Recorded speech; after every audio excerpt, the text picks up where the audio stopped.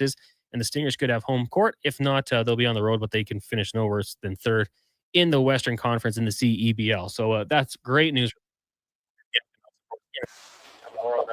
Changing on the depth chart. Mentioned won't be getting into Florida for the Edmonton Elks taking on Montreal tomorrow. I look like it's going to be the same roster. To watch it on the watch party down at Sherlock's. Cool. If you want to come on down. The text line 1-833-401-1440 is the text line. Put those in. I want to say hello to our producer today, Declan Kruger. Declan, how are you doing today? So well, obviously. I get pretty scared doing the Jason Gregor Show. It goes though, and a little more intimidating than the lowdown, but you make it easy. Happy to be here. Also, for anyone who's wondering, we were a little us streaming side of things, but we are there now. I think we're up and flying. Happy to be here. I think I said that already. Big waves to everybody who's tuning in on Oilers Nation, YouTube, Facebook. That's always glad to have you. If you are watching on those platforms, make sure you hit that. I don't know what it does, but I know it's good for the algorithm, so make sure you do that. Declan, yesterday we were enthralled, I would say, with the tennis going on out in Montreal. Victoria Pavoko, 18 years old. What a great performance. She now goes into the final against Naomi Osaka, who, at one point considered one of the best in the world. I think now ranked 59. So probably climbing back up, had a child, but we know how good she can be. We're going to be meeting at 4 o'clock today, Central Court, Montreal. And I think, hand up, a lot of us were not familiar with Victoria Pavoko's game. What she did yesterday, battling through injury, just grinding, like a grind of a match. And coming out Victorious, it's been fun to watch. A name that we are going to have to watch for the tennis world, because win or lose today, she's going to jump up like minimum 40 spots in the world ranking. Oh, absolutely. Huge. Like, this is a WTA 1000 event, so it's a big event. The champion gets 1,000 points on the circuit. And listen, if she loses the first set 6-1, it's a little bit different. It's probably not a direct comparable, because like if you lose the first set 6-love, but then you win the next 4-6, like it's not quite the same as going down 4-0 after a period of hockey or 1-0 after a quarter in football. But that might be the best way to kind of describe it. Just like how you have to mentally battle back from that. She does it. She goes on to win the match. She has a medical timeout as well in there, and beats a really, really tough, really game opponent, who previously won Wimbledon. She was the 9th seed. She's top 15 in the world and as high as number 3. Really quality opponent, huge for Victoria and great for the Yeah, absolutely. We've kind of been spoiled, and maybe not the dominant for a long period of time, but Jeannie Bouchard popped up on the stage. We had Bianca Andreescu for a little while here. Leila Fernandez, another one. I think she's off to the next event already. I follow the social media post. Now another one. And then on the men's side, you had these names pop up. You stay healthy and continue to success and get it going, but it's just 18 years old. What a pressure-packed situation. But it looks like she's built for it. It looks like she can handle it. So we'll keep in on that throughout the entirety of the show as well. We do have some golf going on in the PGA Tour. FedEx St. Open. After one round, actually, but he's right now 8 under. Holly making a little bit of a push. He's 7 under on hole 17. You got Harry Hall, Justin Rose, the Englishman, sitting at 6 under par. Then if you scroll down a little bit, some Canadians say they're within striking. Taylor -2. Taylor Pendle's at 1 under par. So lots of golf still to be played. Corey Connor's 1 under par. He's on the 12th hole right now. So another thing you can kind of watch for as we roll on here tonight. As we also said, CFL going to get going. Hamilton on the BC Lions. Hamilton Tiger Cats playing the season 6-2. We just got a pretty good look at them on Saturday. They were victorious over the Edmonton Elks. Against the Elks, probably could have, should have won. Had it right there, hosting BC, a team that has beaten up on the Elks twice. So should be an interesting matchup with that one. We did touch very quickly the Elks in Montreal. That's going to be a 5:30 kickoff. Nothing changing on the depth chart. Probably hoping a few players might come back from injury. I don't know if you got a chance to get down to or what you've been hearing, but what are your thoughts on the Elks going out in Montreal, taking on a very good Elks? 5-3 on the season, and last week didn't have their best game against Stomped Riders. I don't know if there's anything that the Elks can take from that game and put it into this. Maybe try to get back on the winning side of things. Well, let me ask you this: do you believe they're a very good team? Well, because I kind of think that after last game, maybe not. Listen, Saskatchewan's the class right now. Saskatchewan goes in there, mollywops them, 28-point win. You don't even score 10 points in their home field. Always tough. But even some of their past wins, like it was 1 point against Toronto, who hasn't been a great team. It was 2 points by way of a 60-yard field goal and PJ Walker being the closer for Calgary. It was a close one against BC, who maybe I know they've throttled Edmonton, but maybe have in the season. I'm not loving the direction Montreal is trending in as a club, and I know the Elks are losing. I get W's and L's. We just talked about this last segment on Low Tide, but there is something to be said in my mind for losing to the best team in the league by a combined 7 points and having that game against Edmonton you probably should have won.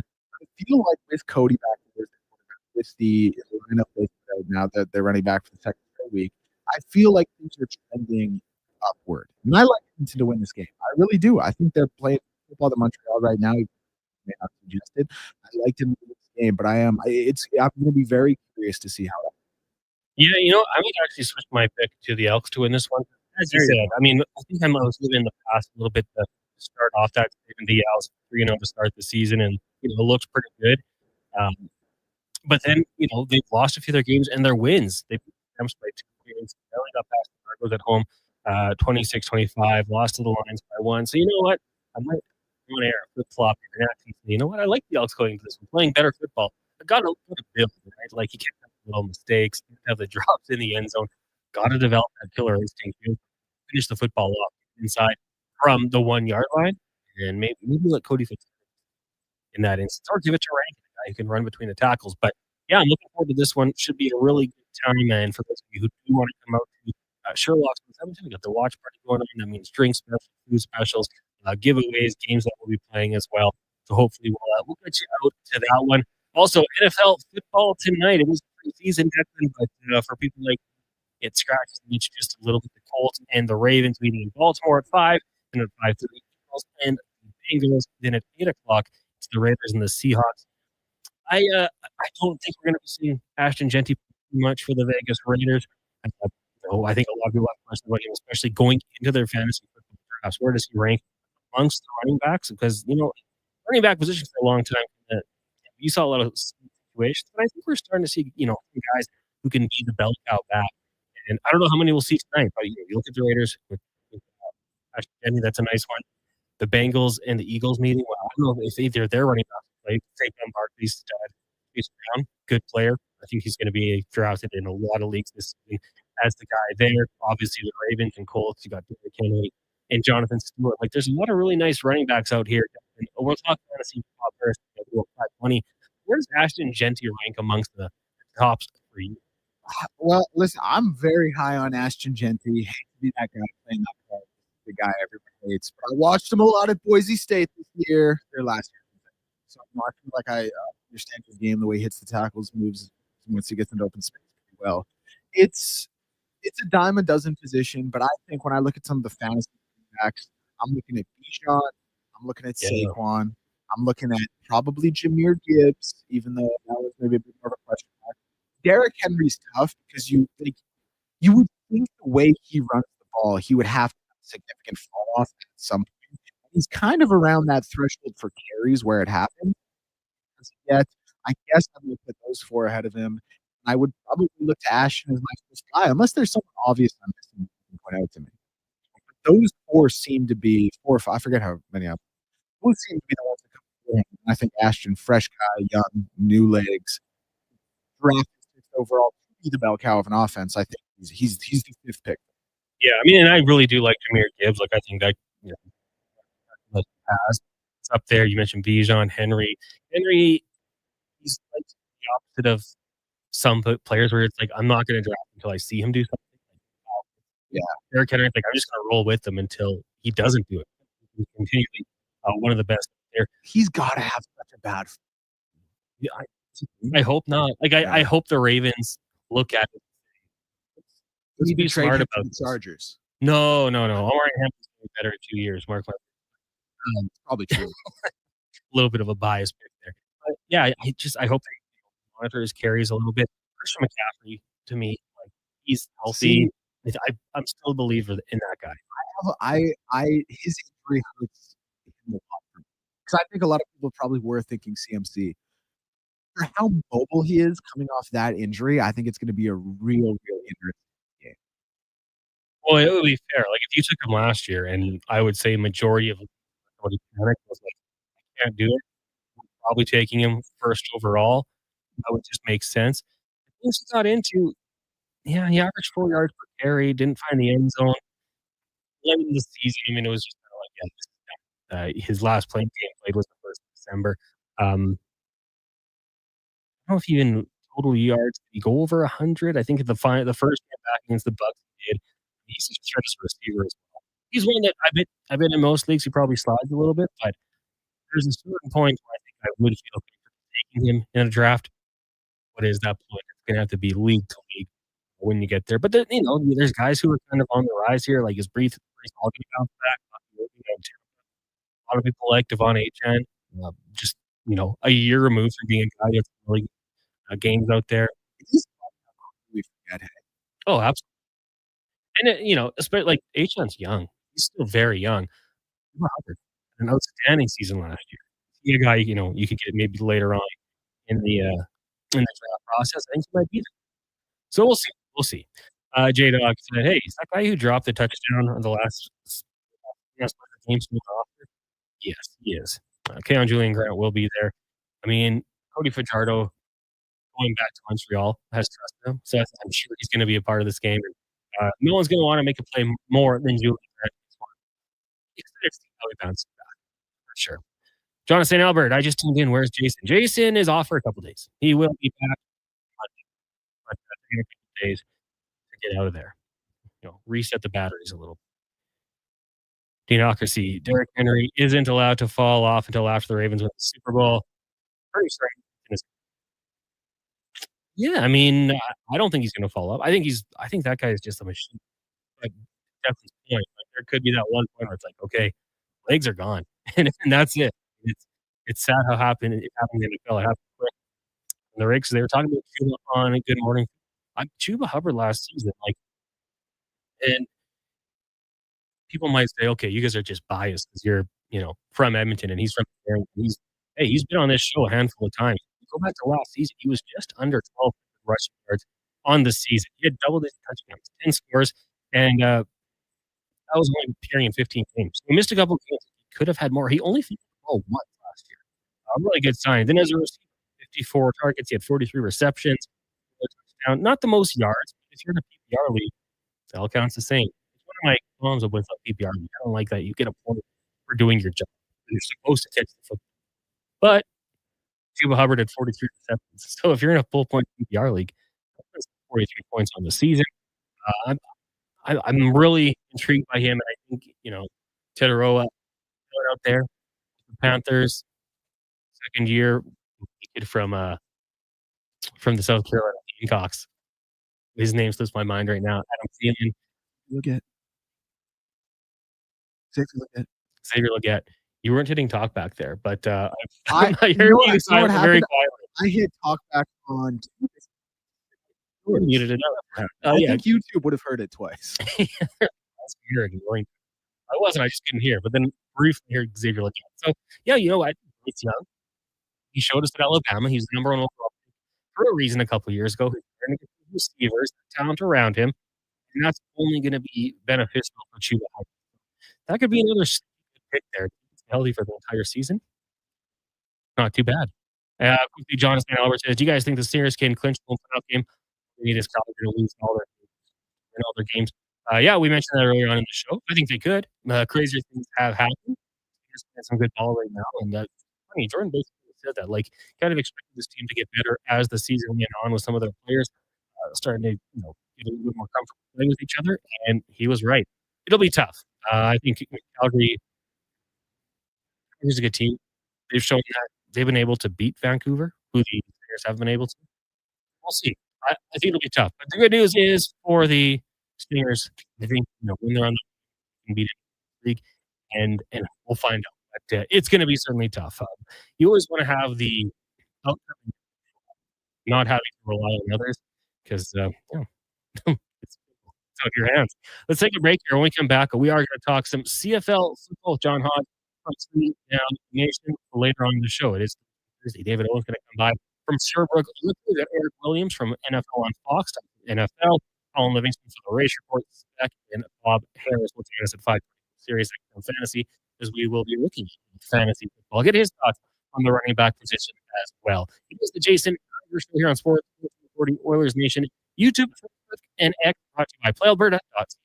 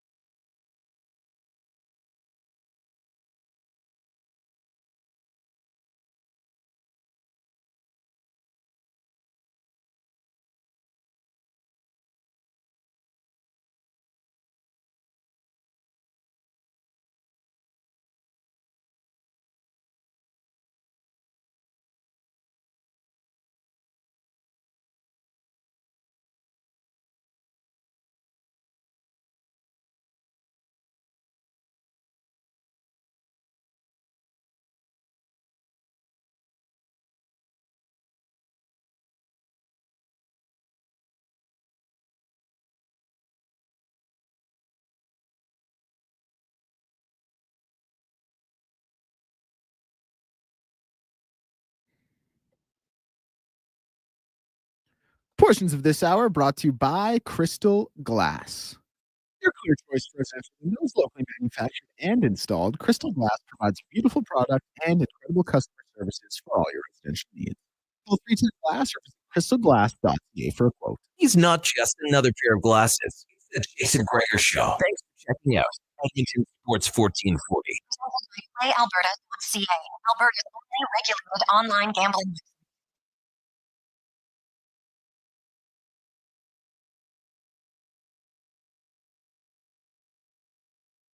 Jason Gregor Show.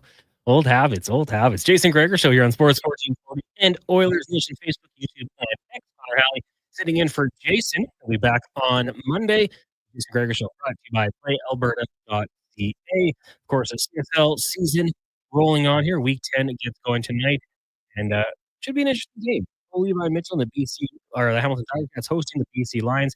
That's going to get going at 5:30. The Elks in action tomorrow with the Montreal Alouettes. So lots to get to here with our next guest. You can find his work at 3 Down Nation. Give him a follow on X. It is John Hodge. This segment brought to you by Silent Rides Charter Company. Silent Rides is one of Alberta's premier bus charter companies with state-of-the-art motor coaches safely taking your team or group to the next destination. Visit them at silentrides.ca for more information. John, good afternoon. How are you doing today? I'm doing great. Thanks for having me. Yeah, we joining us here on the show, and of course, CFL season in full swing. Lots to get to here. Just my first question for you, and we'll jump ahead to the game tomorrow night with the Elks out in Montreal. What are your thoughts on this Alouettes team? Because they had a really good start to the season. As of late, they've lost one, they've won. The games they have won have been very close. How do you look at this team as they get ready for the Elks tomorrow night? So, the great Bob Cameron, Hall of Fame punter, once said this, and I believe it to be true to at least some extent, and the Alouettes have exemplified this very much so far this season, is that in the Canadian Football League, everything around the quarterback is good.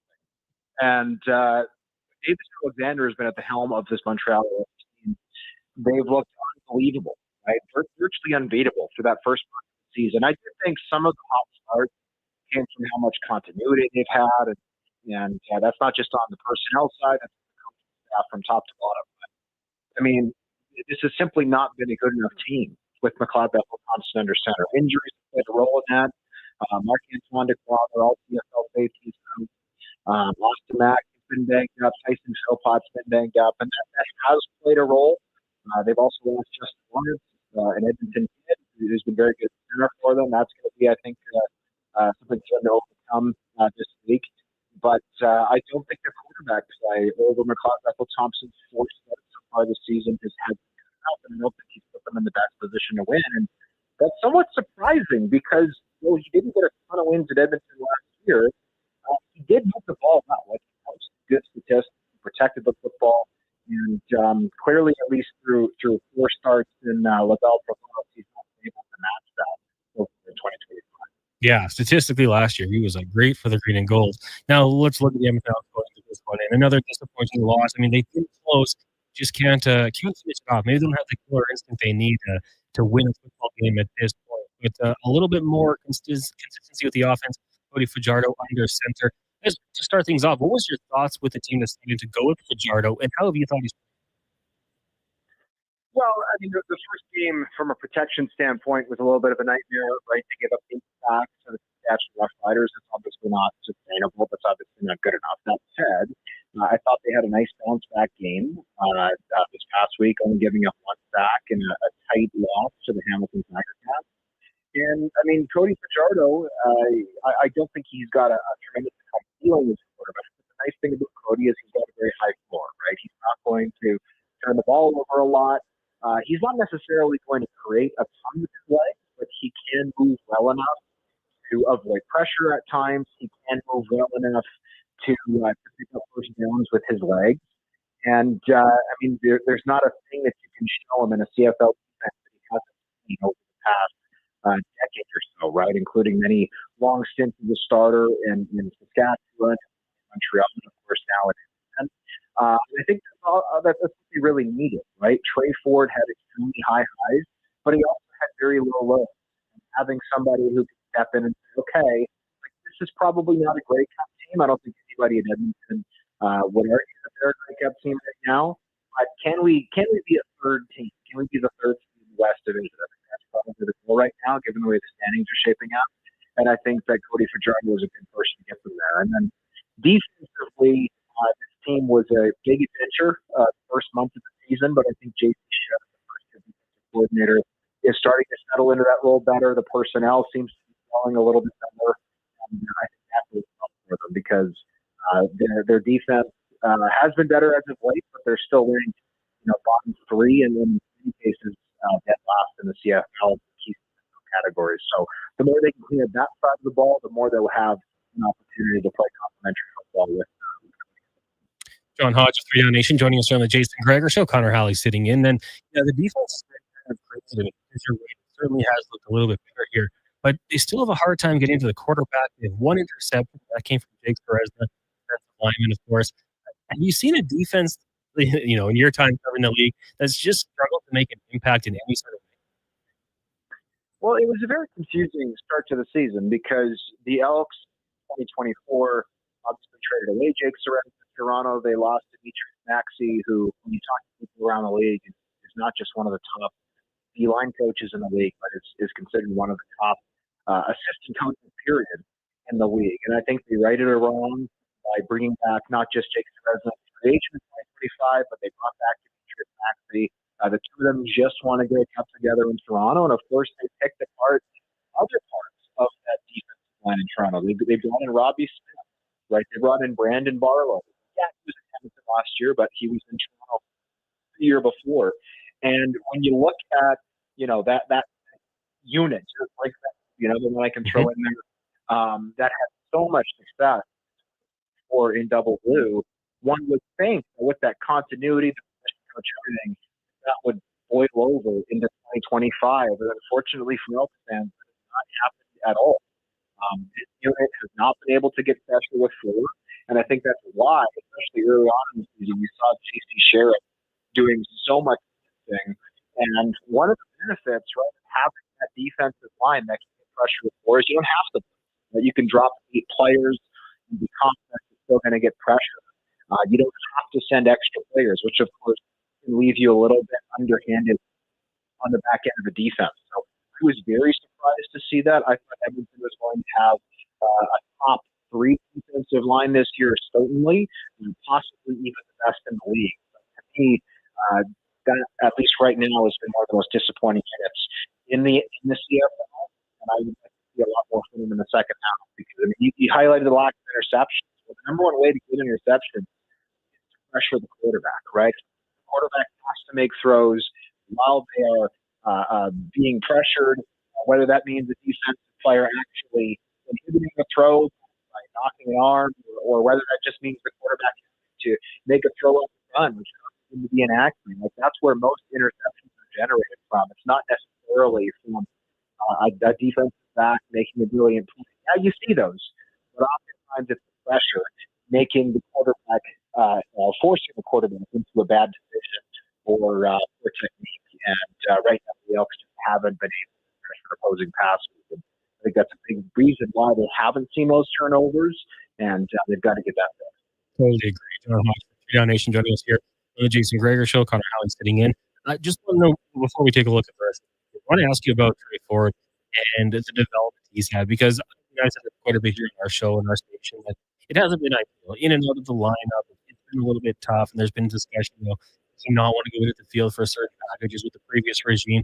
But just going forward with Trey Ford, what are your thoughts on him as a quarterback, as a guy who can play week to week, win games for you? And how do you think they properly develop with the goal of doing that? Well, I think the development over the last 3 years was spotty at best. That said, with the team's new coaching staff coming in, there's nothing that you can do to change anything that happened in Edmonton from 2022 to 2024. You would need a very special DeLorean or some type of high-powered time machine to make that happen. Obviously, that's not in the card. All you can do is try to set Trey Ford up for success. Unfortunately, I think even with what the Elks tried to do, they don't have the best receiving personnel, right? That's something that new general manager Ed Hervey made very clear. They were going to spend their money along the line of scrimmage, offensive and defensive line. They weren't going to spend a ton of money in the receiving core. Fair enough. But Trey Ford did nothing better in 2025 than he did in 2024. And that's even with the full training camp, right? As the guy. That's getting a month's worth of starts as the guy. And so I would say, my opinion for most of 2022, 2024 was, well, the Elks have been, whether it's Trey or McLeod Bethel-Thompson or even back to Taylor Cornelius, they haven't done enough to set their quarterback up for success. Now, I would say after this year they probably did set him up for success. Again, you'd like to see a little bit better personnel on that receiving core, but this is still a team that can run the ball. they still have some good weapons. And Jordan Maximek helped their offensive coordinator, helped VA completely rejuvenate his career in BC. Not that long ago, VA was kind of the odd man out in Montreal, and they opted to go with Trevor Harris instead. He got shipped to BC. Nathan Rourke got hurt, and if VA doesn't get hurt last year, he might be the MLP. So I think the Elks did enough to try to have Trey Ford be that guy this year, and I think it's down to it. So I'm not saying his career is over, but this is also year 4 of Trey Ford, right? How long can you wait for him to figure things out? And again, there have been some tremendously high highs with Trey Ford. I'm not suggesting it hasn't. The problem with Trey Ford is those valleys, right? Those lows have to get higher. There were some very low lows still this season, particularly in a couple games where that offense was just completely incapable of moving a football. Yeah, I agree with you. And there's times where I felt like with Trey Ford under center, they needed to splash. They're relying on something like that where he had to run around the backfield for 5 to 10 seconds and wait for something to get open. Whereas, Cody Fajardo's 5-step drop, he's getting that out of his hands, which I think has made this offense just a little bit more dangerous. Play to play. Now, tonight you got Hamilton taking on BC. Elks fans have seen BC twice, Hamilton last week, and what Levi Buchel's been able to do. What are your thoughts on this game tonight to kick off Week 10? I think it should be a gooder. I mean, you got to give a ton of credit to the Hamilton Tiger Cats for winning straight games. It's not an easy feat. That's literally a third of the season. And that said, when you look at the schedule, I think the Ticats might have some for the schedule maker. This is the first time Hamilton's been home in a month. They've had 3 straight road games. And the last 2 were at Vancouver and Edmonton, respectively. Those are your furthest road trips of the entire year, and you had to do them back to back. And on top of that, they're now finally at home. It's a short week. Like, this team played on Saturday, and now they're home on Thursday night. That is not an easy turnaround, especially again when you've had 2 long road trips. So credit to Hamilton not just for winning those games, but doing it under some challenging circumstances, right? And I mean, you look at what they're doing well. Defensively, they're a sound group under defensive coordinator Brent Monson. I don't think their personnel, especially the front 6, is super flashy, but getting it done, they're playing consistent football. And then offensively, obviously, they've been very explosive. Right? Scott Milanovich, the team coach and offensive coordinator, helped Ricky Ray have a late career resurgence.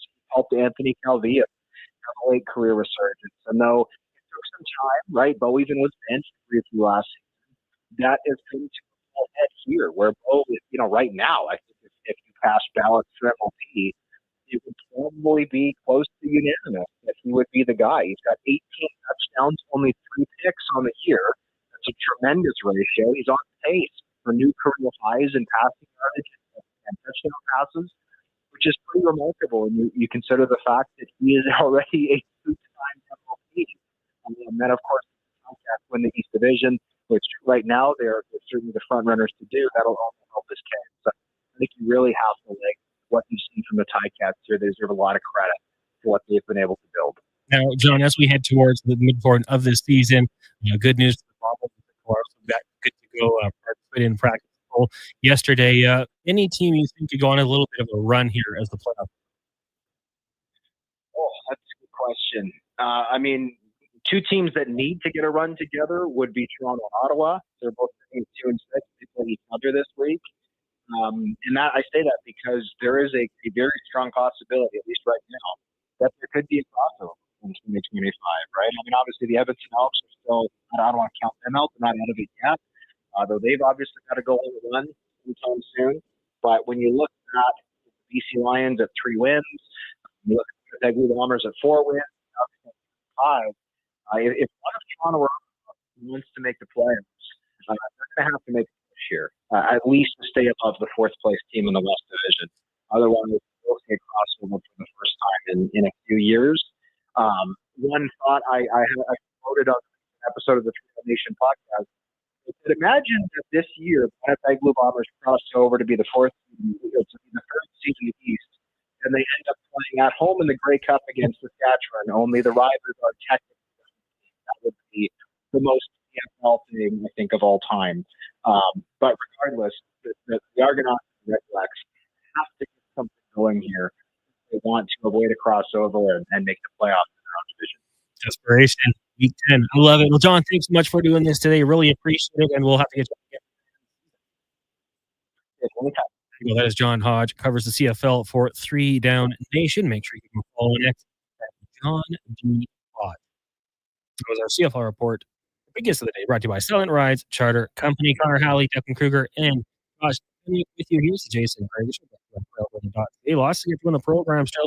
Coming up next, it is Thirsty Thursday, the segment I know a lot of you look forward to. Today, I got to drink some fun. It is a lot of beers from a lot of different places.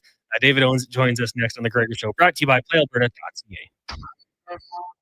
Job isn't until the last load is hauled, and having a semi-trailer out of commission is not an option. Whether replacing or adding to your convoy, Edmonton Trailer has a huge inventory of new and used semi-trailers. Trusted by the gravel, logging, oil field, fluid, and freight industries. Find a trailer right for you online or at one of their 3 locations. Sales, service, parts rental, and finance. When you're in it for the long haul, Edmonton Trailer. Reports suggest the Canadian taste buds are bored to tears. Sometimes smoothie experts everywhere are recommending a watermelon wake-up booster juice. It's so smooth, cool, and refreshing. And ridiculously delicious. Enjoy the watermelon wave and watermelon explosion smoothies available at a booster juice near you. Stay cool, Canada. Booster Juice, Canadian born, since 1999. It's brought to you by Legacy Heating and Cooling. What nugget of cooling advice does New Jack today?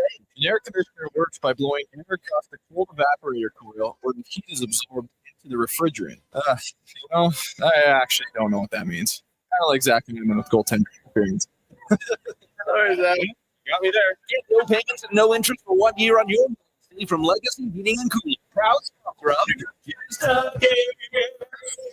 Whether you're a craft beer connoisseur or more of a wine aficionado, there's always something new to discover at Brook Liquor, a unique, family-owned, independent liquor store. The selection, incredible. The non-alcohol section is also very impressive. Brook Liquor, expert, knowledgeable staff with passion for unique finds. More than just a liquor store, we're a community. Alberta's best. The one and only Sherbrooke Liquor. Wine and oodles of visit brookliquor.com. And here comes Action Electrical Service Team sprinting onto the scene. These are your first responders for any electrical emergency. That's right. With fleet of service vans and specialized gear, they assess, they service, and maintain electrical lighting and automation systems. They're all about rapid response. Quick diagnostic and repairs to restore power and safety fast. Hire the Action Electrical team to bring home a win for your project. Visit actionelectrical.net. How's your summer so far? Are you zipping around in your new truck from Wolf GMC Buick? If not, you should be. GMC Buick pricing through August on our entire 2025 GMC Sierras, including the Sierra HD lineup. But just August. Who knows what September brings? Costco members save an additional $1,200 on their 2025 Buick lineup. And all our new GMC Terrains. We're here for a good time, not forever. Buy the new reliable vehicle and treat yourself. Employee pricing, 0% financing at Wolf GMC Buick. The sun is shining, the weather's warm, and some of Edmonton's favorite sports are back in season. If you're looking for the cherry on top of a summer day, check out Play Alberta to experience casino, sport, and lottery all in one app. Download the Play Alberta app today. Deposit $3 or more with promo code SUMMER to claim a $100 casino bonus. That's promo code SUMMER for a $100 casino bonus on Play Alberta account. Remember, if you gamble, please use your game sense. Photographers, start your cameras. It's time for Vision Credit Union's annual photo contest. Enter your hometown snapshot and show us what makes your community amazing. Whether it's a view from the farm, a stroll down Main Street, or a weekend at the rodeo, we're looking for snapshots that show off your rural Alberta hometown. Share your photo before September 2nd for a chance to win cash prizes or a donation to your favorite community group. Learn more via Vision's Facebook page or go to whatyourshare.ca. Ammo Boots sells only Canadian-made working biker boots made by Canada West. No American or boots made in China. No zeros. All of the Ammo boots have replaceable soles and heels for longer life. Sizes 6 to 14 triple E. quality by Canadian, and support Canada West and Diablo, the two best names in the boot business. So save on boots by Save on Food. That's Diablo Boots, 3340 Gateway Boulevard on the east side of Save on Foods. By Canadian. They're terrific.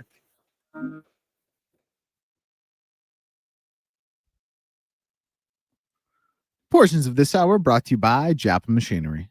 Japa is digging deep on their construction industry with their line of special edition blackout excavators. Visit japamachinery.com. Sports Radio.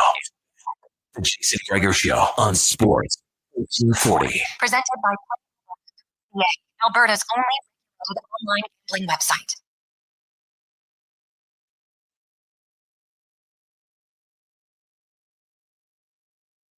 Jason Gregor Show here on Sports 1440, also streaming on Oilers Nation Facebook, X, and YouTube. If you're watching there, make sure you give us a like.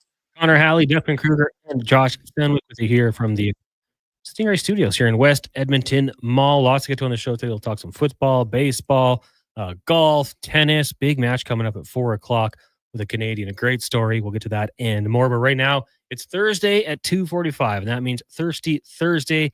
We've got David Owens joining us here from Sherbrooke Liquor.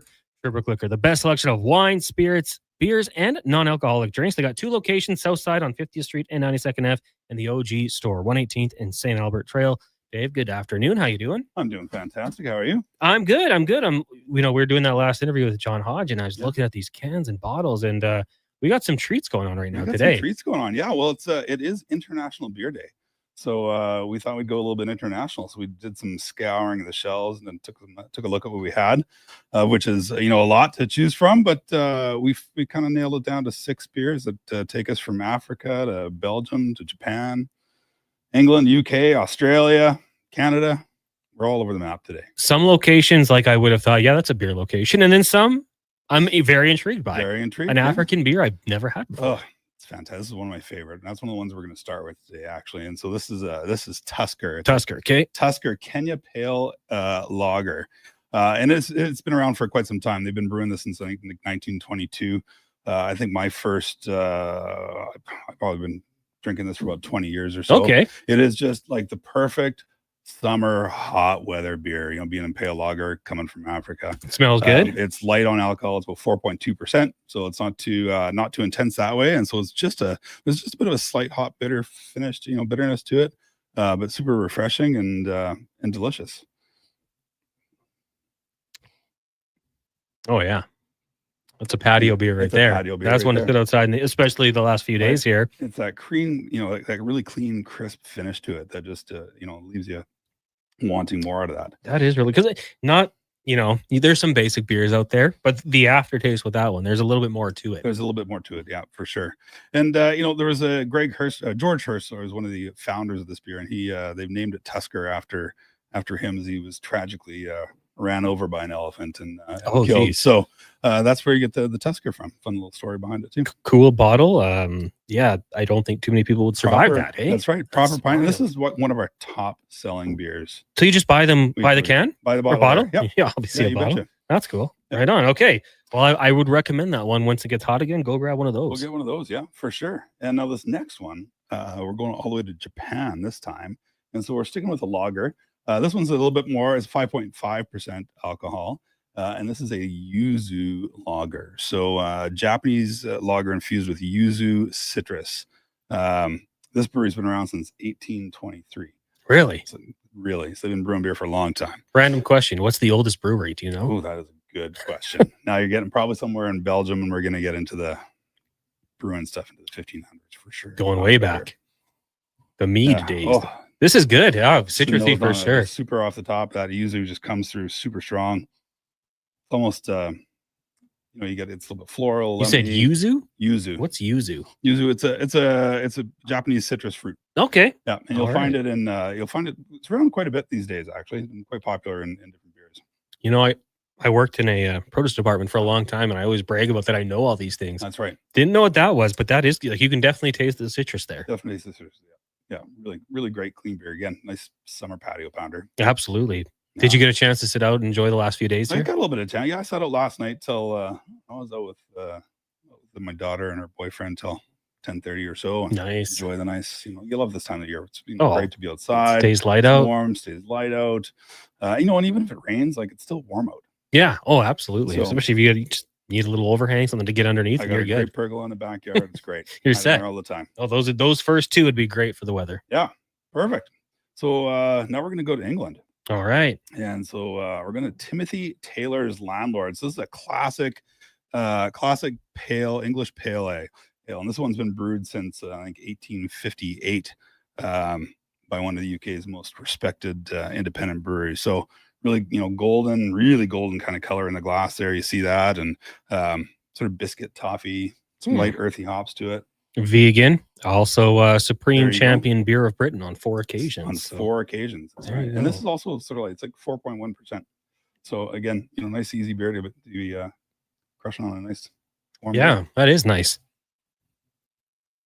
Yeah, I like that one actually. The color, I gotta admit, the color usually throws me off. For Yeah. whatever reason, I'm usually a lighter guy, but this one quite good actually. Like, yeah, and it doesn't, sometimes you look at that color and you almost think it's going to get sweeter. Yeah. Something like that, right? And this one stays really nice and Oh, that's a good one. and dry. Innocent Gun. Innocent Gun. This is a absolute Innocent Gun is one of the beers that's been coming to Canada for a long time. And Canada is actually one of its largest markets Mhm. outside of Scotland. And at one time, I think before the really crazy boom of craft, we were the largest account in North America, I believe. Yeah, really. We sold a lot of Innocent Gun. I have a friend, and this was his favorite beer, and I would make the trip to Sherbrooke to grab him a couple for his birthday. There you go. Yeah. Yeah. So this one is a Canadian cherrywood aged Innocent Gun. So of course, Scotch ale. This has got a nice dark color to it. This one's about 7.1% alcohol. You can smell that cherry. That cherry would coming through there. Oh yeah. Chocolatey. Ooh. And then after you swallow it, the taste kind of lingers. Like that's a good taste. Yeah. Cherry chocolatey. 7.1%. You have a couple of those, Yeah. you'll be feeling pretty good. Feeling pretty good. Yeah. Yeah. A little bit oaky vanilla. Yeah, that's nice. That's really nice. Yeah, Good you sipping see- beer. Good sipping beer. Yeah. Something to put in having like in a bigger open glass, Mhm. like a chalice almost would be a great glassware for it. So you can get those aromas all the time. Yeah, those are really good. So far, so good here. So far, so good. Yeah. We're killing it today. Yeah. Right? And we're going down under now? And now, so this is actually from Dandy Brewing in Calgary, and they've did a collab with Brew Smith. But it's Canadian Aussie, but it's an Aussie hazy IPA because they've used all Australian hops. Okay. And so this is a brand new one here. I haven't tried this one yet. We're both gonna be surprised by it. 5 Australian hops, smooth in the front with a snap on the back. Okay. It's 5.5%, so it's not crazy, which is Mhm. also nice these days. Some of these hazies come in pretty hefty once in a while. So nice one. Oh, that nose is, as I used the word last week, there's some dank in there. That's really good. And that's really indicative of some of those Australian hops. They have the dank aroma to them. Oh, super juicy. Yeah, that's good. Pineapple-y. Yeah, that's what I would taste. fruit. Pineapple for sure. Mm-hmm. Those Australians combined with Australians. Canadians do some great things. That's right. Well, they've been doing a great job growing hops there the last several years. Yeah. And New Zealand, it's a great climate for it. And with the a hop shortage around the world because of this huge craft beer boom over the years, it's been a great market for them. So they've been coming up with all sorts of new strains out there all the time. Have you been down there? I have not. No, my No. sister and her family moved there, and cool. we've been considering going down, but Yeah. geez, can just get this here. You get this here. That's right. That's You really take a good little though. trip. And so there's been a hop shortage around the world. Oh, yes, yeah. Hops are really tough to get a hold of. Really? Just that craft beer boom Mhm. has been so big, not just here, and in North America, but I mean everywhere. Yeah. So it's a crop and people are buying, speculating on it and buying, years out because of it. So Really? we even have crop growers here in Alberta now as a result of this big boom. So Okay. Yeah, I mean, their craft beer, it's crazy. There's so many different ones popping up there. And this one, That's right. yeah, check it out. It's really great. good. Yeah, this is super fun, clean. Again, we've been pretty good on the patio rippers today. So. Yeah, really? There's not one there I thought like, yeah, this would not be good on the patio. They'd all be perfect, I think, for the hot weather. And then we've got the final one here. And finally, beautiful bottle. We're getting classic here. This is the Gulden Draak. So this is a Belgium strong ale. This is 10.5%. So, oh geez, not necessarily your patio pounder. But again, this is also one of our. So this is an authentic dark red triple. So you can see that color there. It's got that really red tinge to it. And this is again one of our top sellers. Yeah. Yeah. Now, for most of these, can you buy them as individuals, or do they come in 4-pack? All individual. I think a Dandy comes in a 4-pack, but the rest are all individuals. Oh, yeah, absolutely. Yeah. So go down to Sherbrooke, 2 locations. Maybe grab one of each for the weekend. I think that'd be a pretty good idea. All right, we'll give this one a go here. What do you smell? It's there's a dark fruit to that. I was like, it kind of smells like apples to me. Apples, okay, yeah, yeah. Get some sort of like a toffee. Smell some licorice in there. For 10.5%, that goes down pretty easy. Mm-hmm. Granted, like I'm not the biggest connoisseur of the beers, but this one goes down pretty easy actually. It really does. And I think, if you go back and sip your Innocent Gun right now, which is 7%, which is still a little bit, higher on there, you'll find that they give that similar, alcohol style, like that doesn't give off a huge amount of it. Yeah. There's some other 10.5 percent beers out there that you can definitely tell you're drinking. There's some alcohol. Yeah. But this is just so well balanced. And, the Belgians have been doing this for hundreds of years. They've got this thing figured out, and the balance is just amazing. So power rankings 1 through 3. How are they sitting for you today? How are they sitting for me today? I got a soft spot for Tusker. Yeah. So, I got to roll with that Tusker, and the Gulden Draak is also in there. Honestly, the Innocent Gun, I haven't had this one yet, and I'm really impressed with that. And I think I'm going to take a bottle home myself today. I think the Dandy Aussie Hazy. I think I'm going to have that number 1. Tusker for sure number 2. That was a good one. And the story. Yeah. I think you got to have a cheers every time you have it. That's right. To the owner who unfortunately perished at the hands of, or the paws of an elephant. And then, you know what? This was pretty good. I don't know how many I personally could consume, but well, it's not necessarily one that you have, you don't have 3 or 4. Yeah. If you do, you're on a night. So. Yeah. I mean, hey, could be a good way to start out the night for sure. Right. A couple of texts rolling in here. Neighborhood Plumber says, what is the name of the Japanese yuzu beer? I've never heard of it. Oh, it's a Hitachino Nest. It's got an owl on it. That's right. So if you're watching on YouTube or whatever, you can always go back and check it out. I've held up the bottle or the can for each of them, so you can go take a look for sure. Yeah, we've got several of their beers in there. So if you like this yuzu beer, you can go back and try a few of the other ones. Yeah, well. You're not going to find more experienced beer drinkers than at Sherbrooke. They can help you out for sure.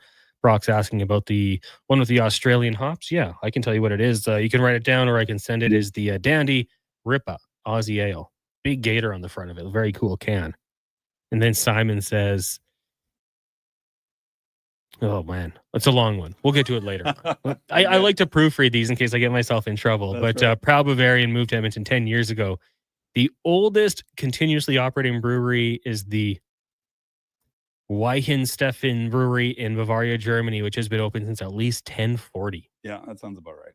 Yeah, dating back to not gonna argue that one. Yeah, and we've sampled a couple of their beers here. Really? When early on in the Thirsty Thursdays. So, my goodness. Yeah, that's it. Yeah, very interesting. Shout out to Sherba for carrying a bunch of Bavarian beers, so this beer snob can get a fix of a bit of home in Edmonton. So that comes in from Simon. So yeah, shout out to Sherbrooke for the best beers. You know where to go. Well, David, thanks so much for doing this. You get Gregor next week, and then we're doing it for two straight weeks. Oh, all right. So I'm looking forward to see what we sample. Good stuff. Okay. Well, if you have any requests, let me know. Hey, no, I'm open to it. Whatever you bring in. I checked out the social media, saw the post. I'm like, all right, we're doing some beers today. That'll be good. Awesome. We'll switch it up for Gregor next week. We'll do something other than beers. Beautiful, beautiful. Well, thanks for coming in. And this weekend, head down to Sherbrooke, 2 locations, St. Albert Trail and 118th for the original, or Southside 50th Street and 92nd Ave. There you go. Right Thirsty Thursday. Right now, we'll take a break. We are going to get to a lot more things here on the show. Like we said, we're going to talk some NFL football, some fantasy. Spec's going to be by tennis, golf. Lots going on right now in the sporting world. So we'll get to that and more on the Gregor Show when we return. But right now, Sports 1440 update brought to you by Legacy Heating and Cooling. They're hiring HVAC installers and plumbers, starting bonuses to the right candidates, strong benefits, RRSP matching, and tuition reimbursement. Apply today at legacyheating.ca. Here is Declan Kruger.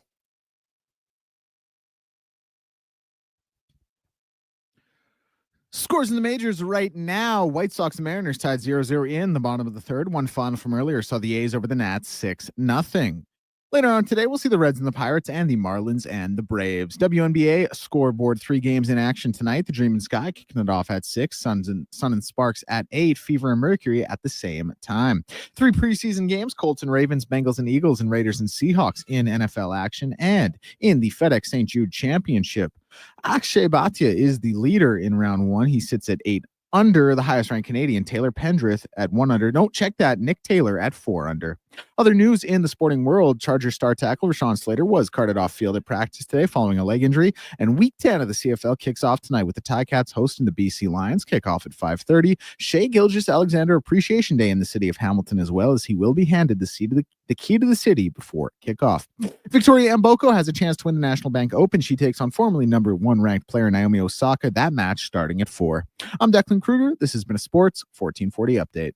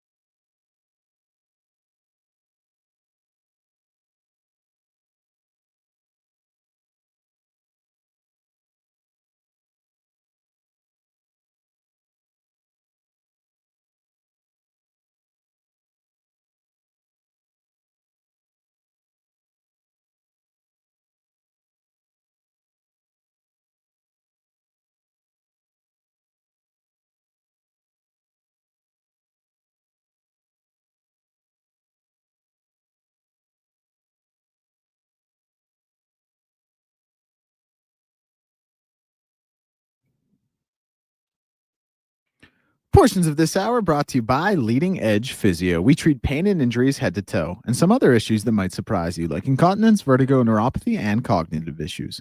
We invest in the technology, techniques, skills, and people who know how and what to fix. Life shouldn't hurt. LeadingEdgePhysio.com. He's not just another pair of glasses. It's the Jason Gregor Show. Thanks for checking out Edmonton Sports 1440. Presented by PlayAlberta.ca, Alberta's only regulated online gambling website.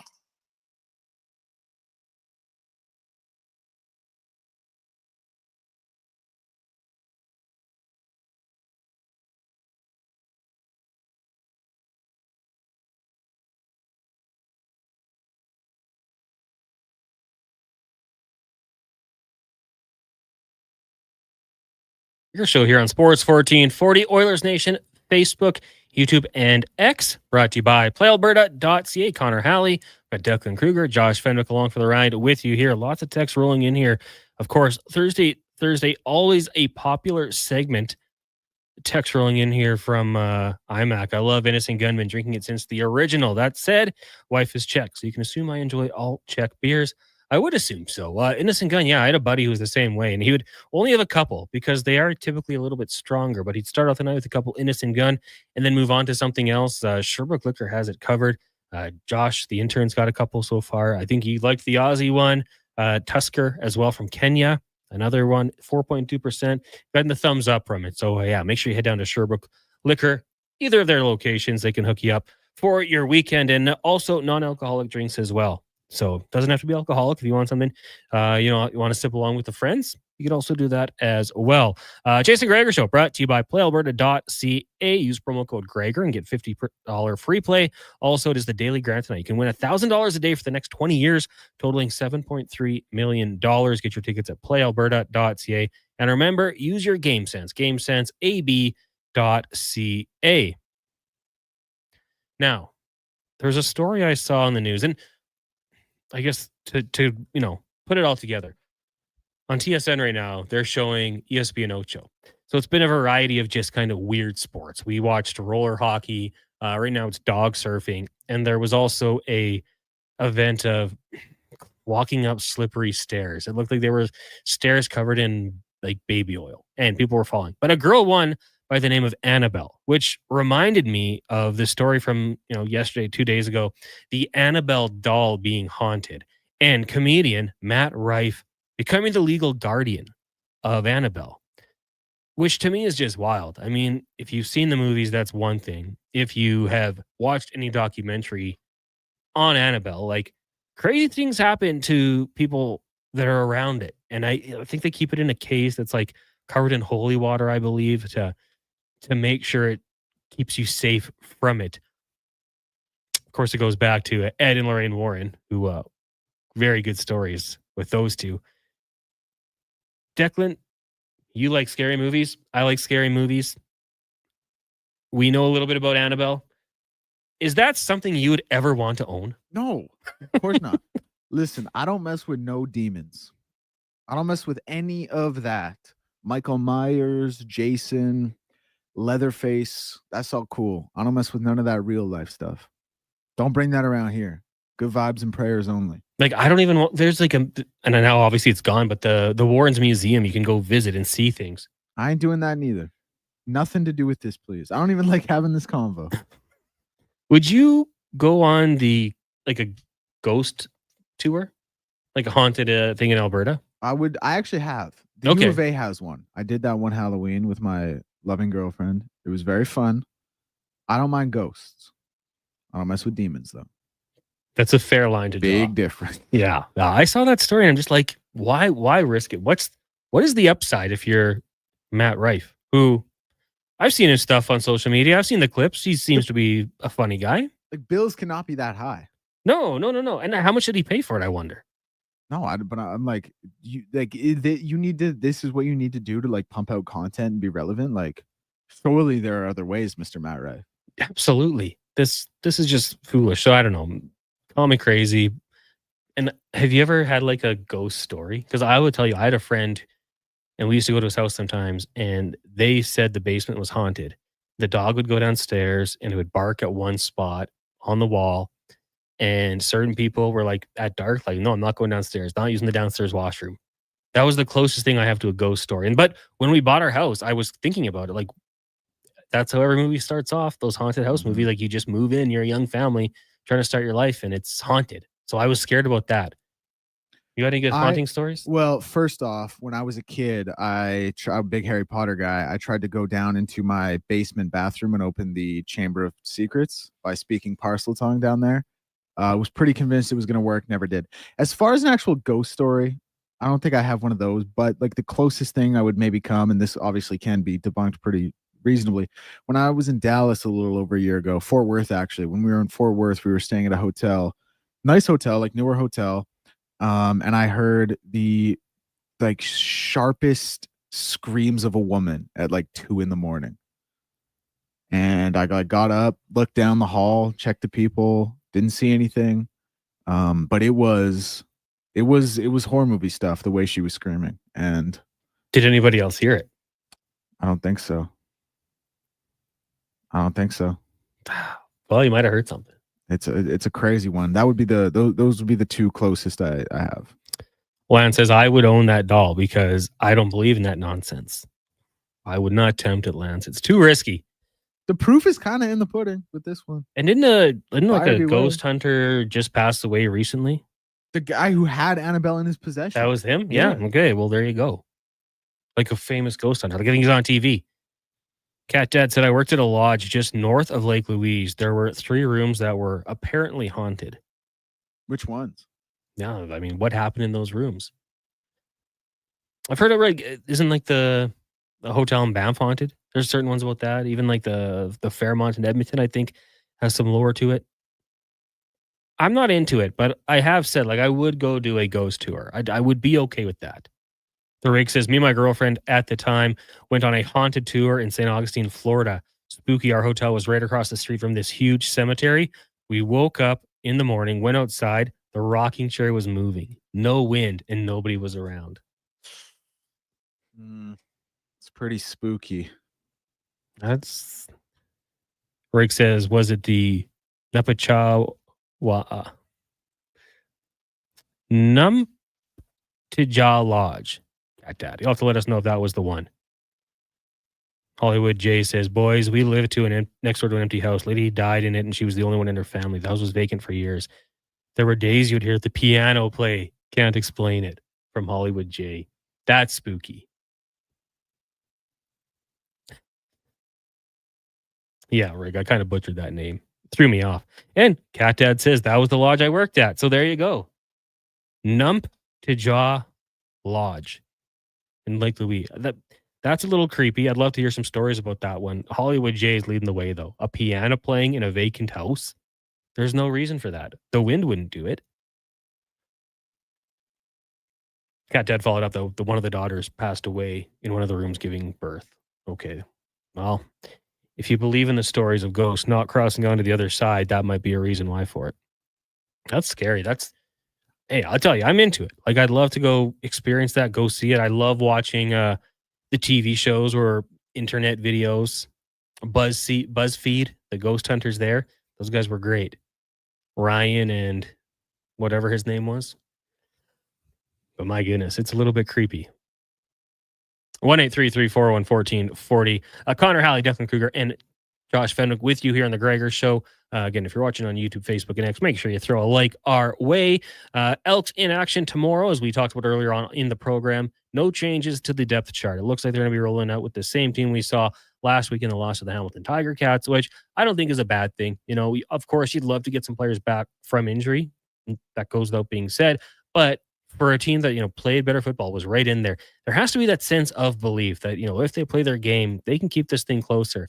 And if it wasn't for the previous 2-3 regimes of this organization having the struggles that they did, I think a lot more fans would be a little bit more optimistic about what's happening, thinking, okay, we're not there yet. Maybe we're starting to right the ship just a little bit, but hopefully they keep it a little bit closer out in Montreal.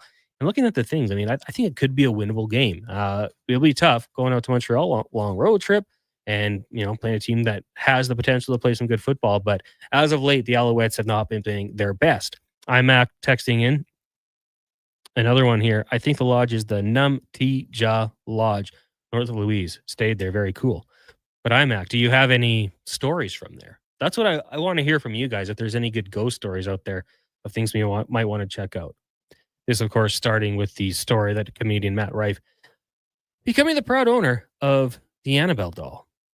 One of those things that Declan and myself are staying away from. But Lance says he doesn't believe in it, so he would have no issue, hypothetically, taking it on. Also today, we got some tennis coming up in about 45 minutes here. Should be a heck of a matchup. Young 18-year-old Canadian Victoria Maboko taking on Naomi Osaka, the American, who's been, one of the best tennis players when she's on her game, been a number one seed, took some time away, had a child, but she's back. She's looking very good. That's going to get going at 4 o'clock in Montreal. We'll be talking about that as it happens, and try to get a guest on to get it going. Might not be able to do that today, but maybe tomorrow we'll be able to get John Horn on the program to recap the event and how it went down. Daltagal says piano in an abandoned house, wild animal running across. Okay, that could justify it. However, I am a believer in that stuff, so it definitely could have been the old lady. I mean, that would just be spooky. It's an abandoned house. I guess how old is the house? Is it the potential that you got openings, animals could be running in here? It could be like a mouse running across the keyboard. That totally could be it. But it's less fun. IMAX says just in regards to the hotel north of Lake Louise, which I am going to Google at the break here. Only thing roaming the halls was his drunk you-know-what. Never heard it was haunted. A buddy's daughter was working there at the time, and she never even mentioned it. So could be an old wives' tales. Cat Dad doesn't have any good ghost stories, but some great tourist stories. Yeah, I could imagine some people doing some silly things.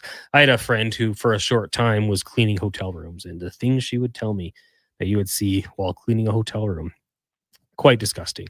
We're going to take a break here. We'll get back to sports when we return. We're going to take a look around the NFL, Dallas Cowboys, Micah Parsons.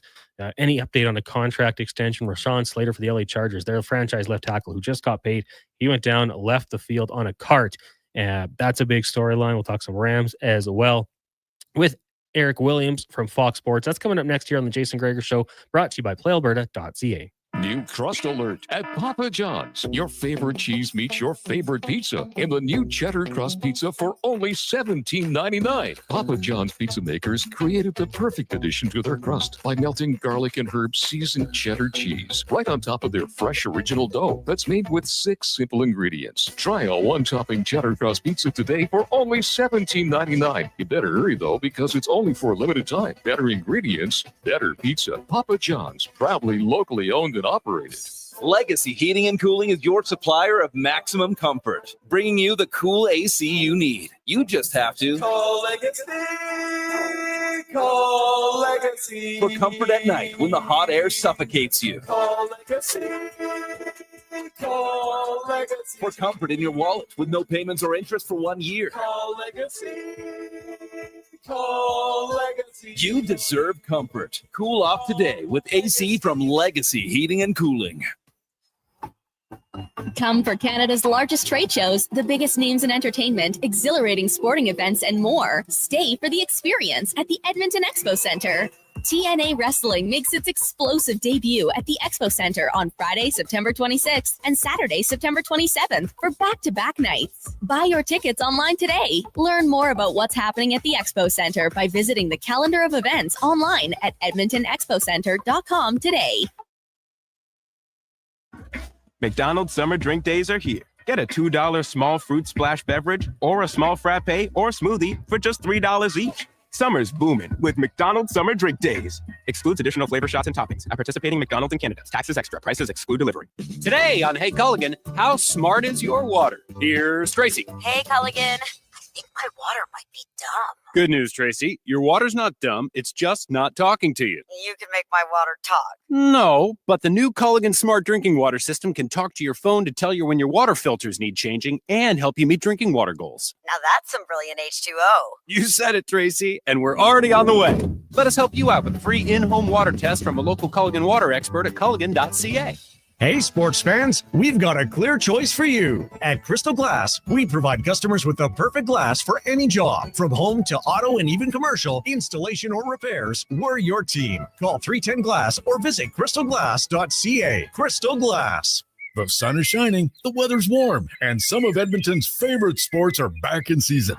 If you're looking for the cherry on top of a perfect summer day, check out Play Alberta to experience casino, sports, and lottery all in one app. Download the Play Alberta app today and deposit $20 or more with promo code SUMMER to claim a $100 casino bonus. That's promo code SUMMER for a $100 casino bonus on us. Redeemable once per Play Alberta account. Remember, if you gamble, please use your game sense.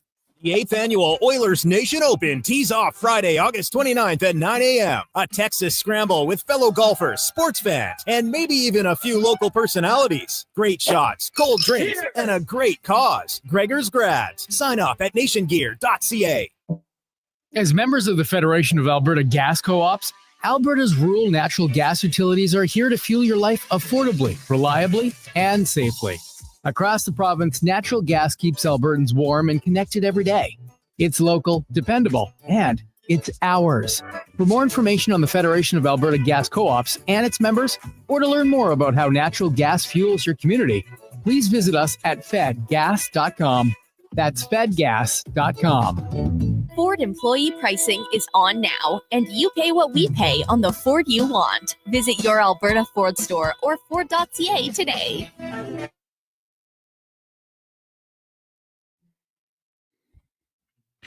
Portions of this hour brought to you by Sherbrooke Liquor, the best place for wine, cocktails, and beers from all over the world. Also a variety of excellent non-alcoholic options. See more at SherbrookeLiquor.com. Hat tricks, touchdowns, and home runs. Get it all with the Jason Gregor Show on Sports 1440. Presented by PlayAlberta.ca, Alberta's only regulated online gambling website.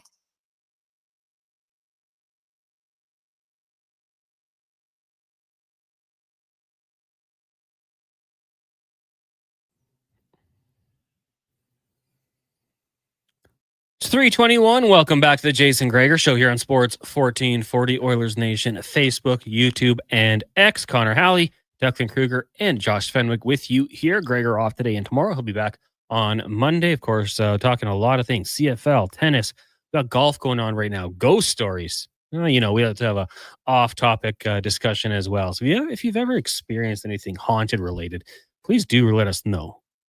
We got one in here from Brian. He says, I hope this works.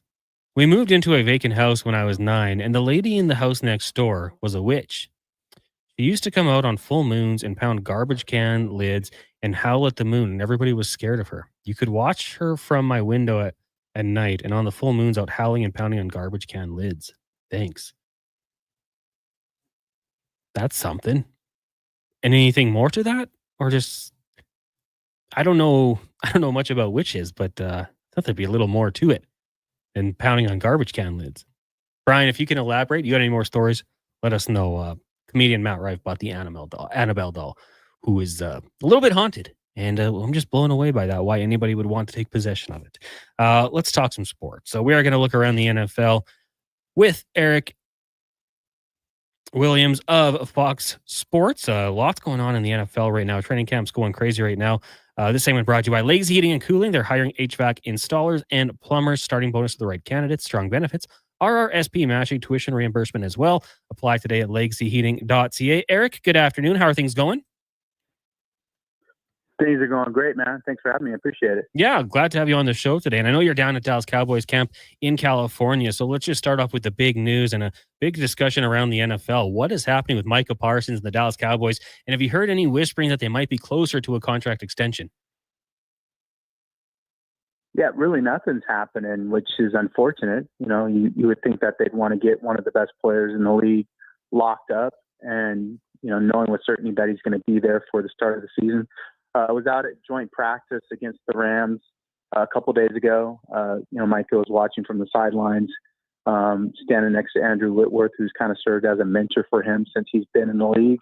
I don't believe that they're any closer to agreement. When we had a chance to talk to Jerry, he said that basically either Jerry or anybody from the Cowboys had talked to Micah since, he demanded a trade. So I think they're kind of at a standstill at this point. Micah still has a year left on his rookie contract. He, of course, wants a new deal, believes that he deserves a new deal.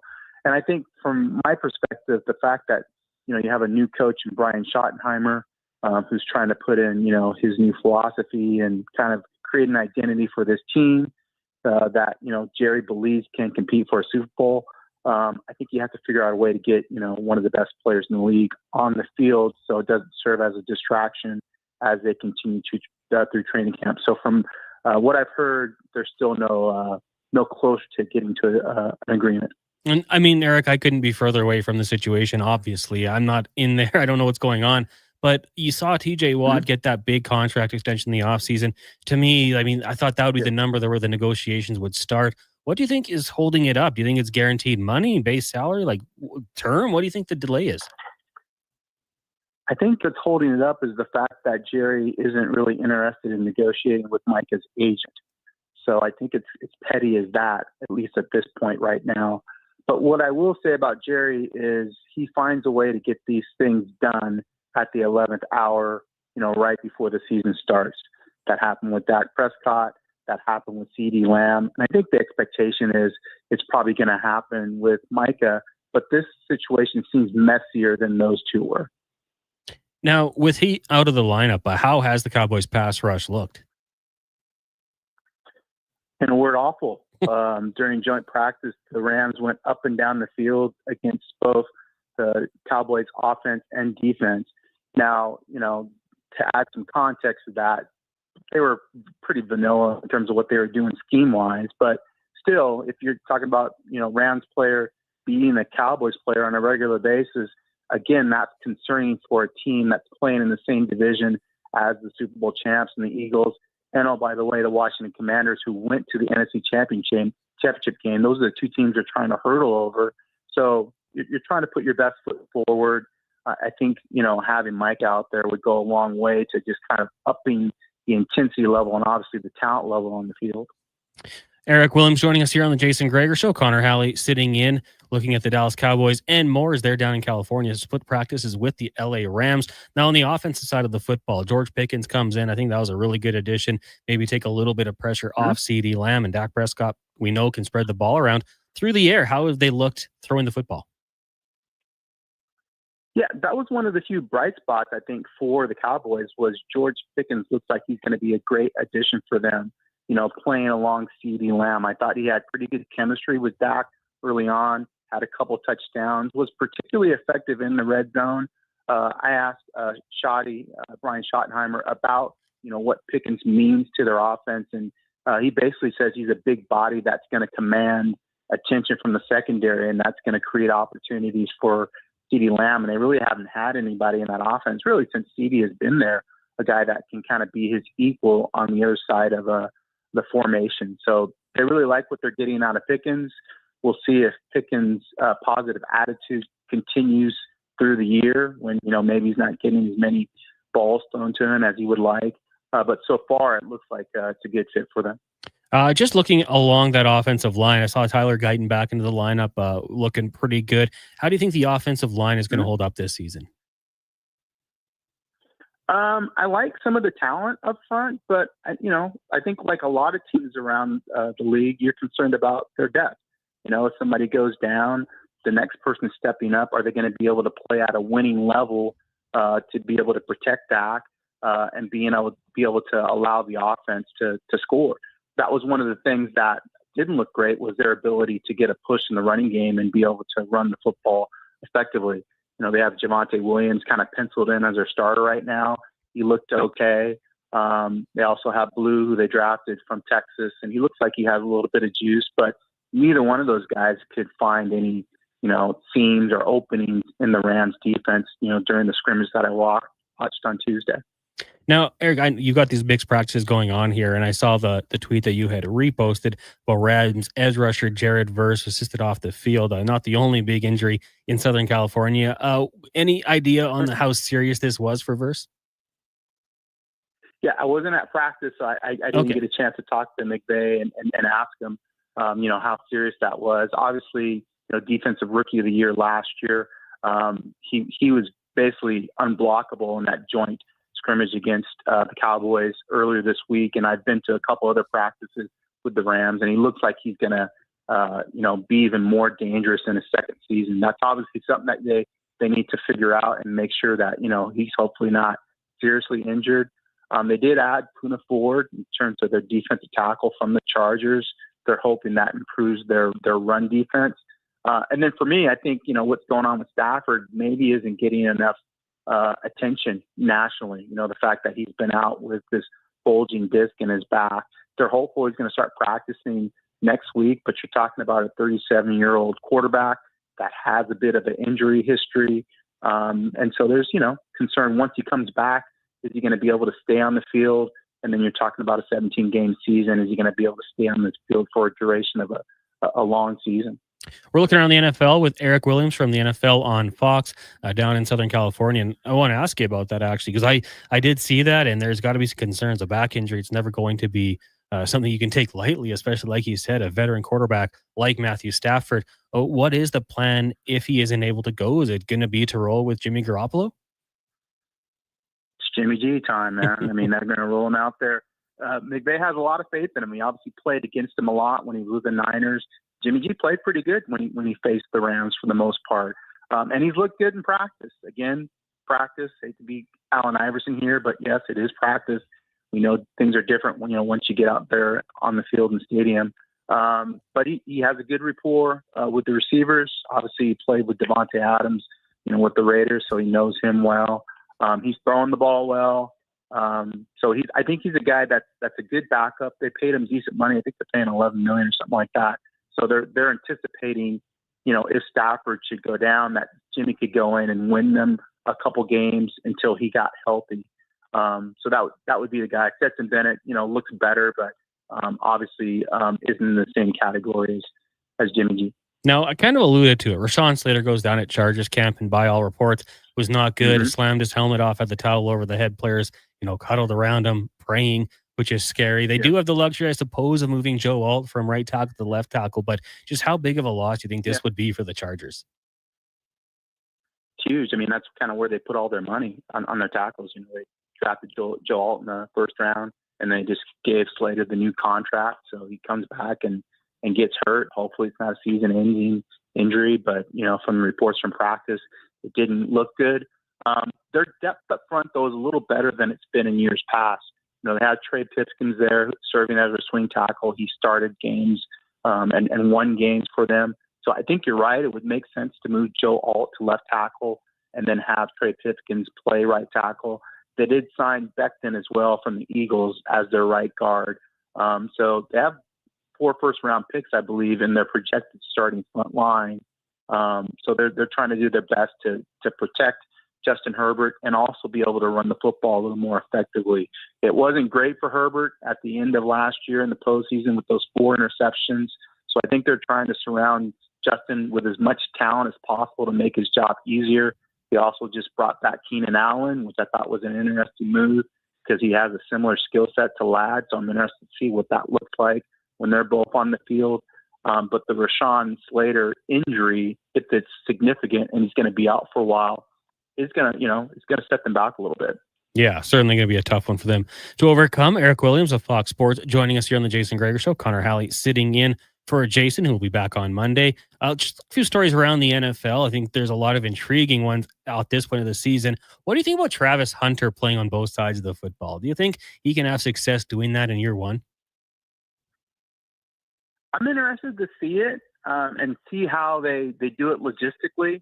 From people I've talked to around the league, they see him as an offensive player that maybe plays a little bit on defense. That where he can make the most impact early on is as an offensive player, as a receiver, and they kind of talk about his ball skills and ability to make plays after the catch.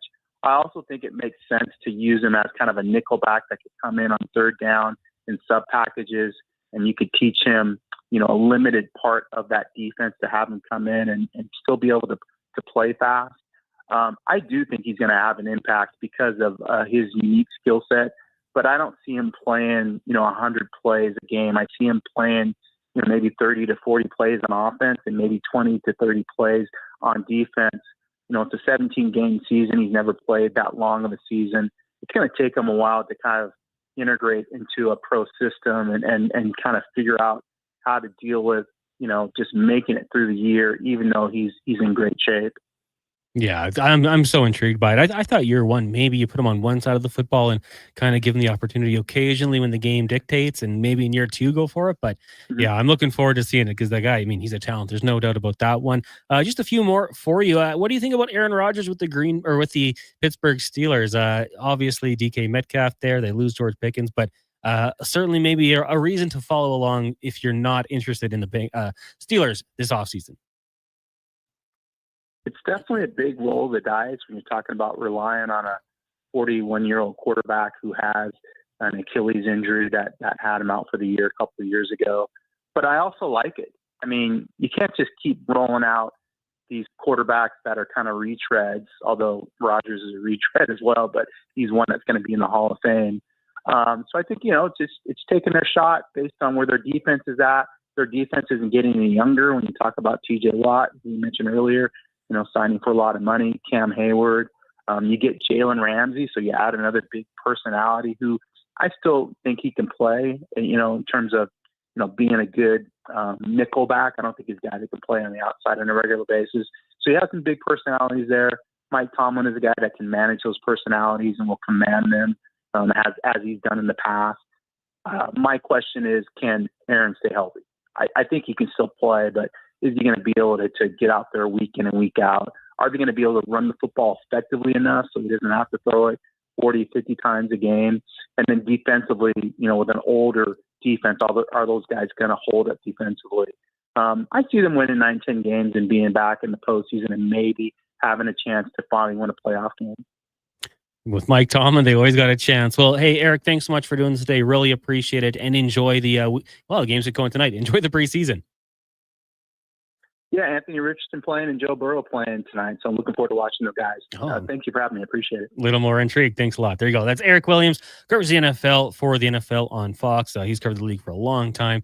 I have to get a Chargers question in there because I know he's covered the Chargers in the past. So not good for them. Rashawn Slater, no, it's not good at all. It's absolutely awful. But hey, we'll find out what happens with him. Joe Alt slides over, and we shall see. Anthony Richardson, not a surprise there, I would say, for the Indianapolis Colts. They got to figure out what he is. He needs as many reps as possible, if we're being totally honest. In college, he didn't play that much, and he's had injuries, and you got to see what he can do. Daniel Jones, I'm sure, is going to get a fair look as well, but the Colts are a really intriguing team to watch. Joe Burrow can't have a slow start in Cincinnati, so I think that makes a lot of sense. I think almost every team should be starting QB1. Like, just get them into the rhythm. Heck, let them pick the first 5 plays they want to run and take them out. But let them get into things and give it a go. Well, we'll talk more football coming up later on the show. Bob Harris is going to join us, talk some fantasy football. We had the discussion about running backs already, the tight end position, super intriguing in fantasy. And of course, every year people ask us about keepers. Who should they hang on to? If you got a question like that for us, get it in 1-833-401-1440. It is the Jason Gregor Show. Connor Halley sitting in for you. A couple of texts here before we get to break and then return with Colin Livingston. Brian followed up with that house about the potential witch, or was a witch. They lived at the house for 6 years. They said whenever balls would go over, never come back. They'd say, keep your balls off our property. Had a few neighbors like that in my time. We had a person who rented our over top of our garage behind our house and said she got so upset by her. He used to park his canoe in the middle of the night in the driveway, just idled it, then let it run just to upset her and make her angry. His canoe? Idle? That's crazy, man. I've never heard any story like that, like a potential witch.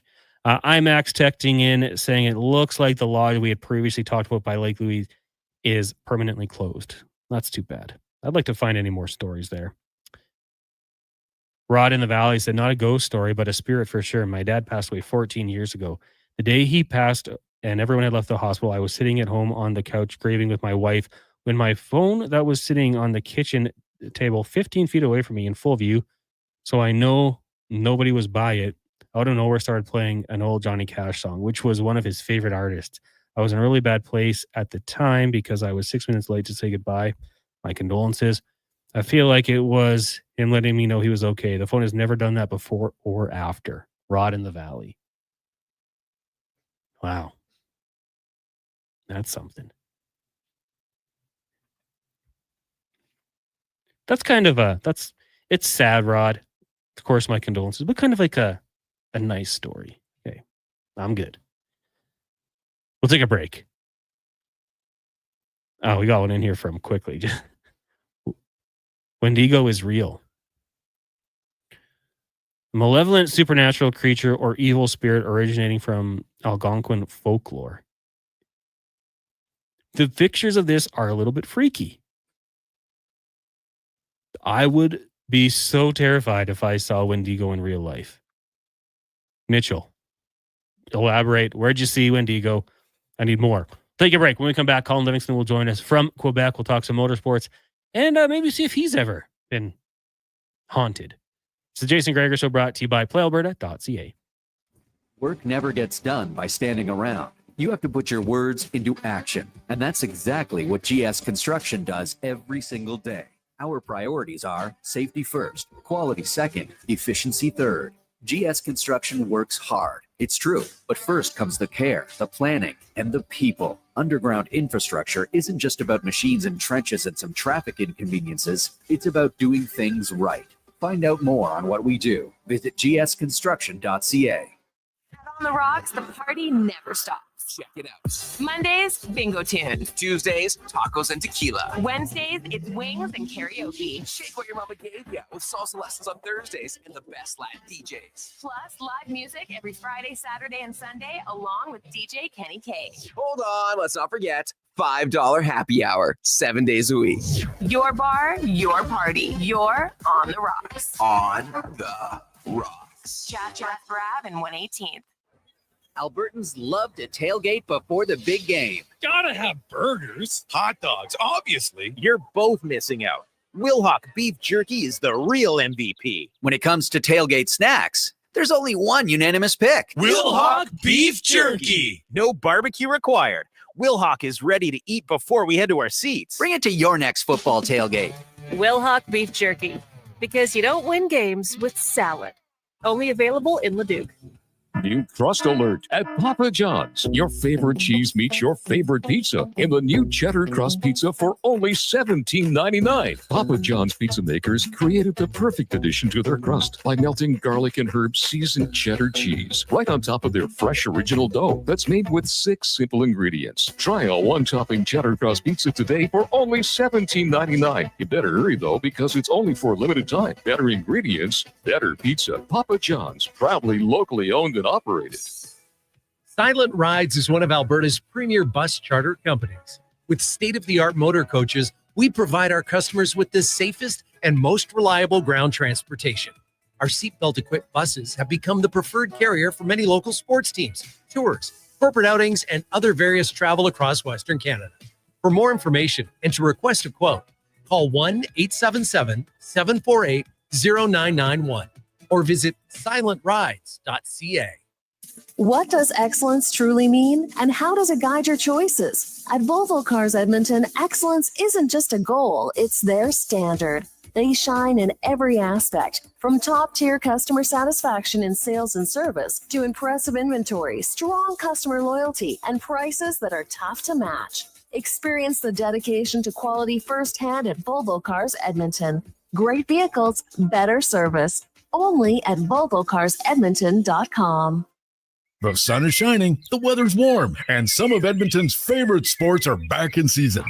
If you're looking for the cherry on top of a perfect summer day, check out Play Alberta to experience casino, sports, and lottery all in one app. Download the Play Alberta app today and deposit $20 or more with promo code SUMMER to claim a $100 casino bonus. That's promo code SUMMER for a $100 casino bonus on us. Redeemable once per Play Alberta account. Remember, if you gamble, please use your game sense.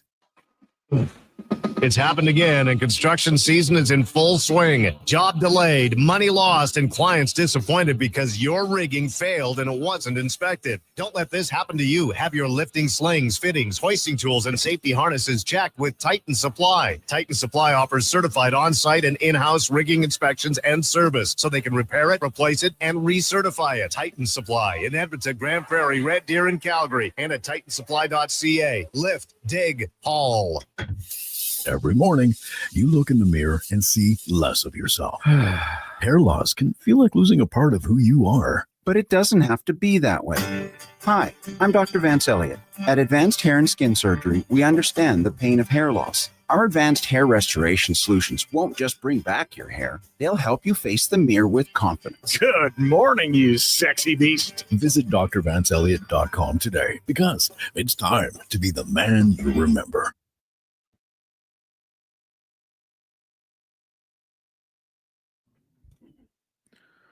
Portions of this hour brought to you by Culligan. For all your residential water needs, your local water treatment company. More than just big bottles, it's Culligan.com. Hat tricks, touchdowns, and home runs. Get it all with the Jason Gregor Show on Sports 1440. Presented by PlayAlberta.ca, Alberta's only regulated online gambling website.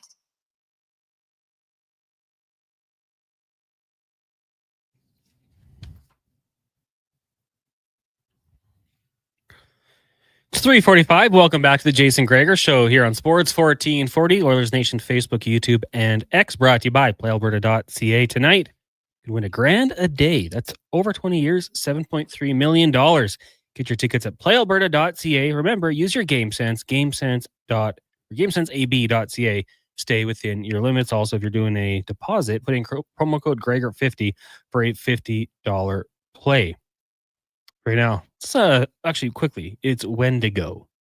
Wendigo is the spirit, and Mitchell says the guy on the Greyhound bus was overtaken by Wendigo. As we're talking about hauntings and ghost stories, if you have any, please let us know. Very intrigued by the topic. I used to be really into scary movies. Now they not quite as good, but still like these types of stories. Let's speed things up. The Cantork Race Report with Colin Livingston, brought to you by Cantork. What's the best way to beat the tariffs? Buy Canadian. Cantork's products are not only made in Canada, but right here in Edmonton. Save money, support Canada at Cantork.com. Colin, good afternoon. How are you doing today? Hey, Con, how you doing, man? I'm doing good, thank you. How about you? I'm quite toasty. She's a hot one here in Trois-Rivières. We just made our first trip over to the track about an hour ago.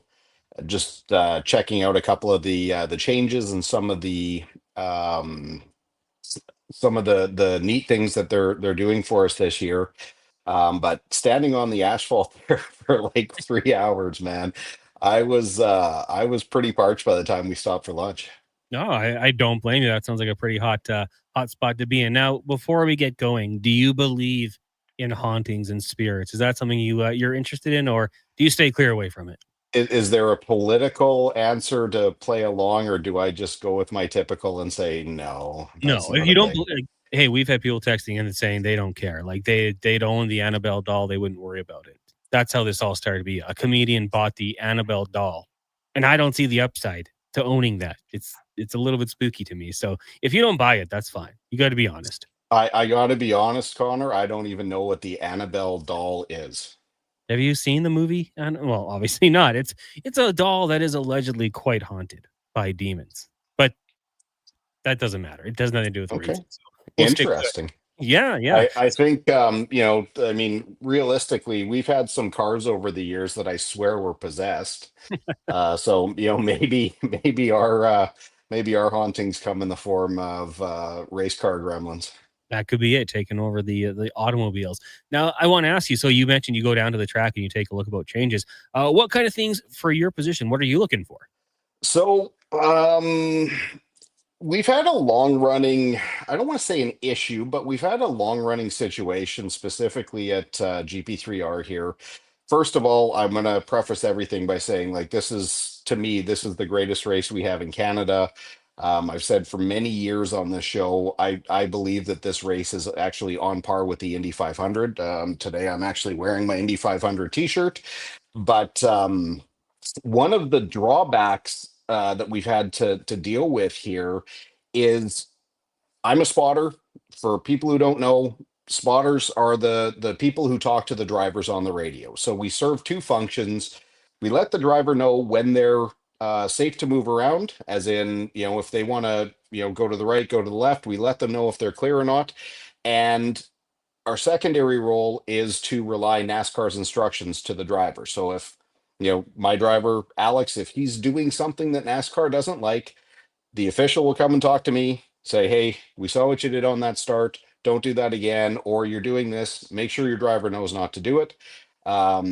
The problems that we've had, though, is that at this track specifically, for some reason, we've always been placed on pit road. Now, on a street course, which is what happens here, these, when we're not in town, the surface that we race on are regular streets in and around Trois-Rivières.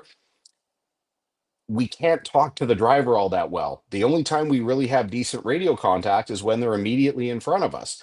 Then all of a sudden they go, through the Duplessis Arch, they go on the back straightaway, there's grandstands, there's baseball stadiums, there's swimming pools, there's all kinds of things in the way, and our radios just don't connect. So as they're trying to yell at us, and a lot of times, race control will do that, they'll repeat themselves 3 times without, realizing that they're in a dead patch and we're at ground level, so we can't really get in touch with them. This has been a long-standing issue. So we can't really see the track. We can't really, help our driver. What they've done here is they've built us a platform. And I'm not going to say, I want to say finally, because I know it's not an easy task. So we're going to be above the grandstand in the last couple of corners. I went up there a couple hours ago, got to see it, and it's fantastic. Like, I believe we'll have radio communication now around the track because we're as high as almost any of the structures. We'll be able to see probably 45% of the track now. So yeah, very, very excited. Dominic Fougere, all the people here at GP3R, like, I actually gave him a kiss on the back of his hand when I got to see what it was, because I've been lobbying for this for a long time, and I appreciate that, between Dominic and our friends at NASCAR, we were able to actually coordinate something, and what I had in mind, this is many, many times better than that. Yeah, I mean, and that just kind of seems like something to improve the overall product of the race you might want to do, right? Yeah, I mean, one of the things, because this is such a big race, there's a lot of drivers that this will be their only race, or this is their first race, or they've come from another style of racing, but they want to do this one in NASCAR because it's so big. So for them who aren't really used to the routine, and they're not really used to the spotter, and they're really not used to the restraint, if they've been in, Formula 1600 cars where they can look around and they have mirrors, it's very different. And they don't go to venues like this, so they don't have a lot of experience, where they're the ones that are really going to be under NASCAR's instructions to, the leaders are coming up, give them room. If they can't be heard and their spotters generally don't have a lot of experience, it ends up taking away from the show. So there is absolutely no downside to this. It's all positive, and I think it's actually going to make the racing a lot better. Colin Livingston joining us here on the Cantor Racing Report. Connor Halley sitting in for Jason Gregor. He'll be back on Monday. Now, Colin, I don't know if you saw Kyle Larson on Julian Edelman's podcast, Games with Names, but he said that he does not like Talladega Nights. Of course, Ricky Bobby's fantastic movie starring Will Ferrell, thinking it kind of turned their sport into a joke. Did you think that at all when you watched the movie? I maybe misread what he said. I thought he said he liked the movie, but that it didn't help their sport. Yeah. Did I read that wrong? He thinks it did not do anything good for the sport, kind of made it into a joke. Well, that's what comedies do. I think if you take Talladega Nights too seriously, as we've said, like, people are running their mouth. I still haven't seen the Formula One movie, but people keep talking about, well, Brad Pitt's 60 years old, and the cars are not really representative of what. It's a movie. They're pretending to be something that they're not. Yeah. Now, in the F1 movie, it's more of a drama. In Talladega Nights, it's farcical. It's supposed to be a joke. Blades of Steel. Don't think a whole lot of people took a look at that other why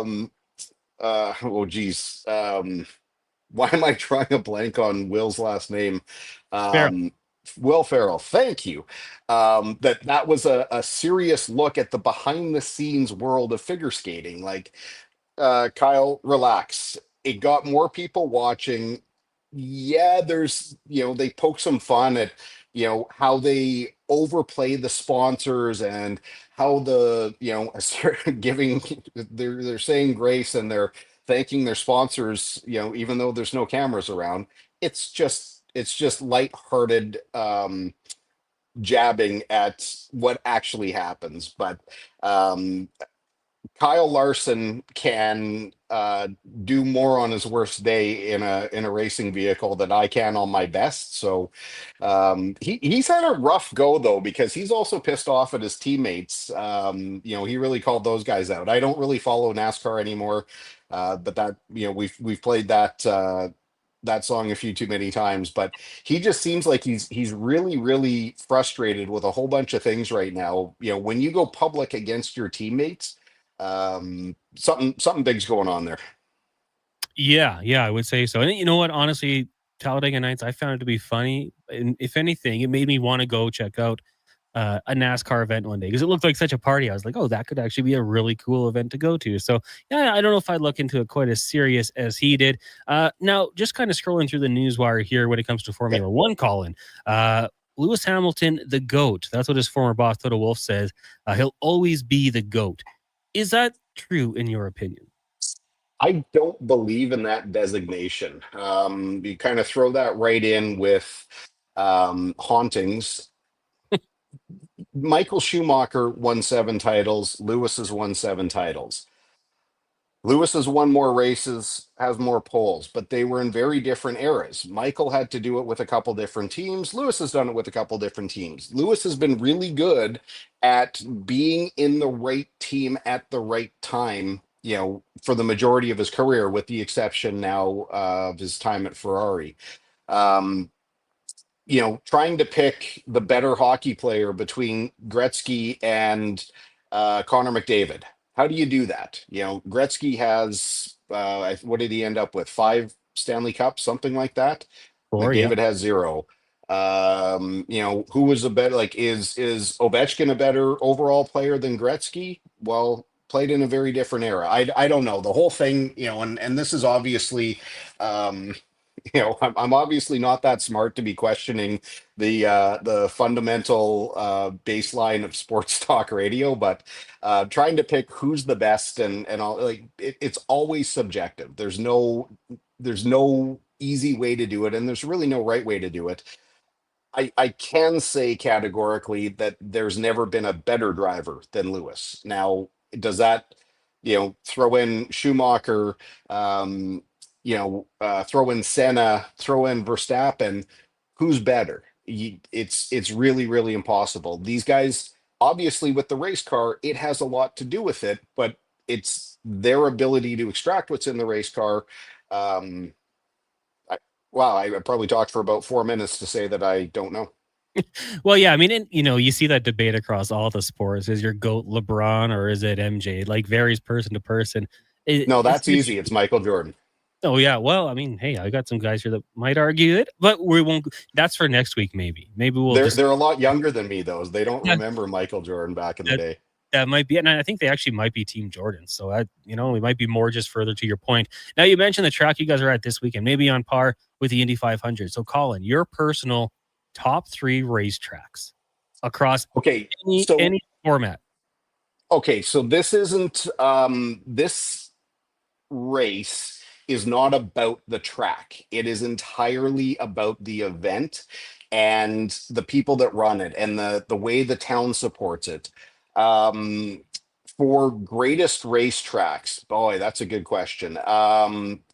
Again, I shy away from best. I would always say my favorite. Sure. So for me, nothing is better than Indianapolis Motor Speedway. Been fortunate to race there a number of times, know that place inside and out. That's a good question. The go-kart track at Mount Tremblant in Quebec is one of my absolute favorites. It's a virtually perfect track for racing. It's got the best, to me, combination of high speed, technical corners, very smooth, but still quite physical. They did such a good job with that. And then I'm going to say Road America in Elkhart Lake. Really famous for IndyCar racing. NASCAR goes there as well. Kind of 4 perfect miles of elevation change, slow corners, technical corners, high speed sweeping corners, and breathtakingly fast straightaways into really complex stuff. So yeah, that'd be the 3. You're the expert. Visually, I'm just going to throw in Monaco Grand Prix. I think the visuals of that race are just outstanding. The things you see, pretty beautiful. Very, very visually stimulating. Absolutely. I'd almost risk swearing just because I despise that place so much. If you want to look at visual appeal, Singapore for the night race is unrivaled. Singapore, it's not a great racetrack, but visually it's stunning. And as a person who loves Vegas, and I know the racing world hates it, I always like the look of that as well. Yeah, it looks okay. I've seen Vegas too many times though without the racetrack to see all the things. What kind of, behind the scenes kind of looks. I'm not a big fan of anything that's happening in Vegas right now, personally, privately, or in the racing world. So you're not coming to my birthday in Vegas next year then, hey? I haven't got an invite. Once I get the invite, then I'll make a decision. But no matter what, I'll make sure you have a couple of cocktails. Colin, well, thanks for doing this. Good luck on the weekend and stay cool. Sounds good, man. There you go. Colin Livingston, the Cantor Racing Report, every Thursday here on the Jason Gregor Show at 3:40. You want to beat the tariffs? We buy Canadian, and Cantor's products made right here in Edmonton. So support Canada, buy Canadian, and support Cantor. We'll take a break here. Next, still to come on the show. We got 5 questions. We'll talk to Mark Spectre. We'll also talk some NFL fantasy football. Get to the oil report and around the NHL. But first, a Sports 1440 update with Declan Kruger, brought to you by 01 Hockeyology. Build your game all summer long with custom training and cutting-edge tech. Become unstoppable. Sign up now at 01.ca. That is ZERONE.ca.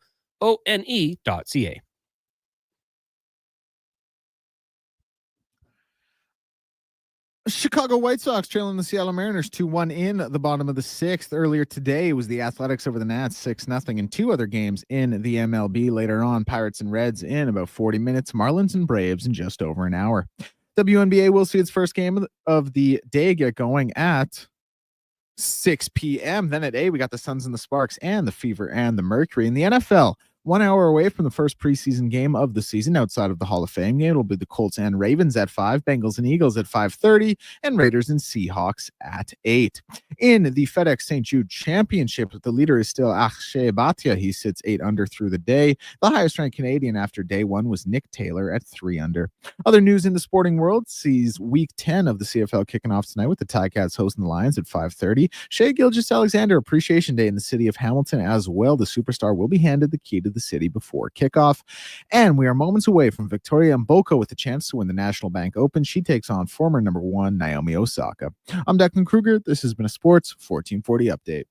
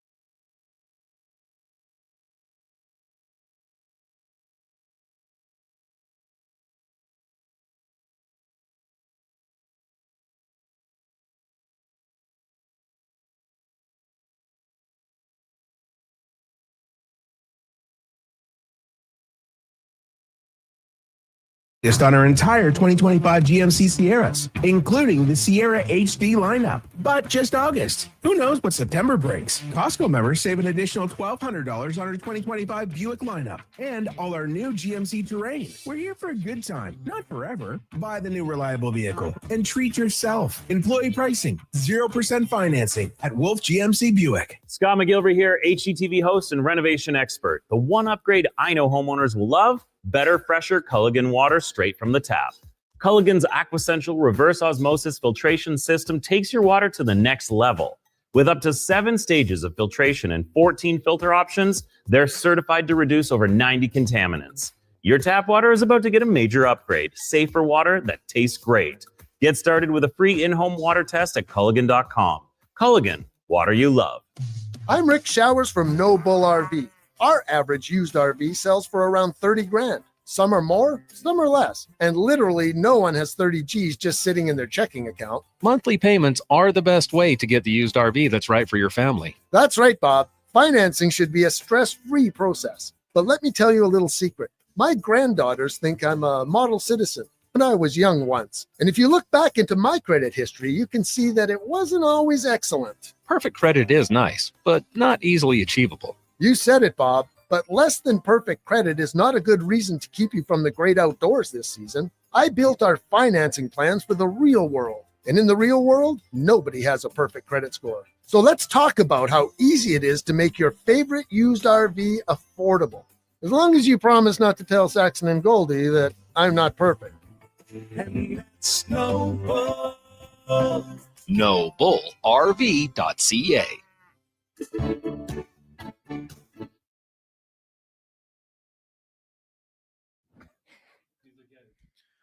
Portions of this hour brought to you by Papa John's. Calling all cheddar lovers. Try Papa John's new cheddar crust one-topping pizza for only $17.99. Order online at papajohns.ca or through the Papa John's app. He's Alberta's sports authority and lead touchdown winner of his family's backyard flag football games. The Jason Gregor Show on Sports 1440. Presented by PlayAlberta.ca, Alberta's only regulated online gambling website.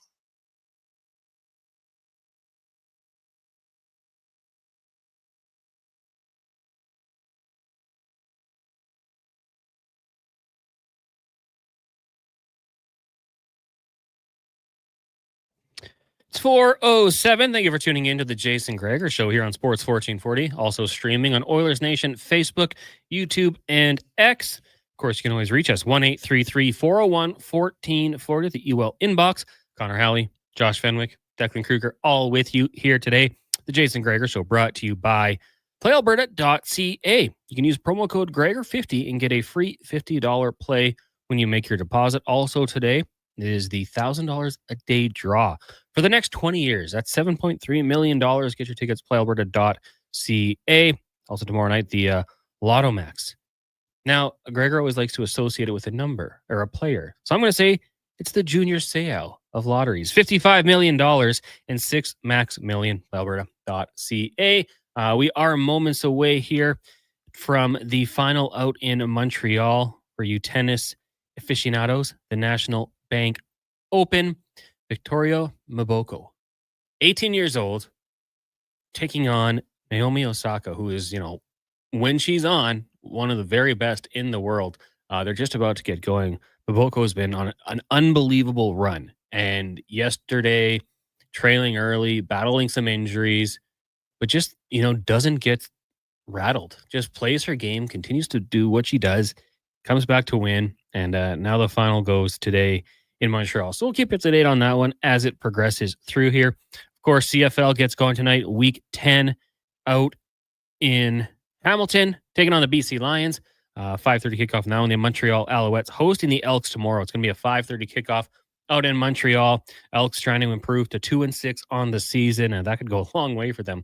As we talked about John Hodge, like the crossover could still be there. You got Hamilton 6-2, but in Montreal 5-3, but Toronto and Ottawa 2-6. So if one of those teams struggles and the Elks, can pull off a couple wins, they can make a run here. And that was something I predicted in the offseason, which was, just wanting to believe, really. But it is something that is possible. Now, I want to get to this one.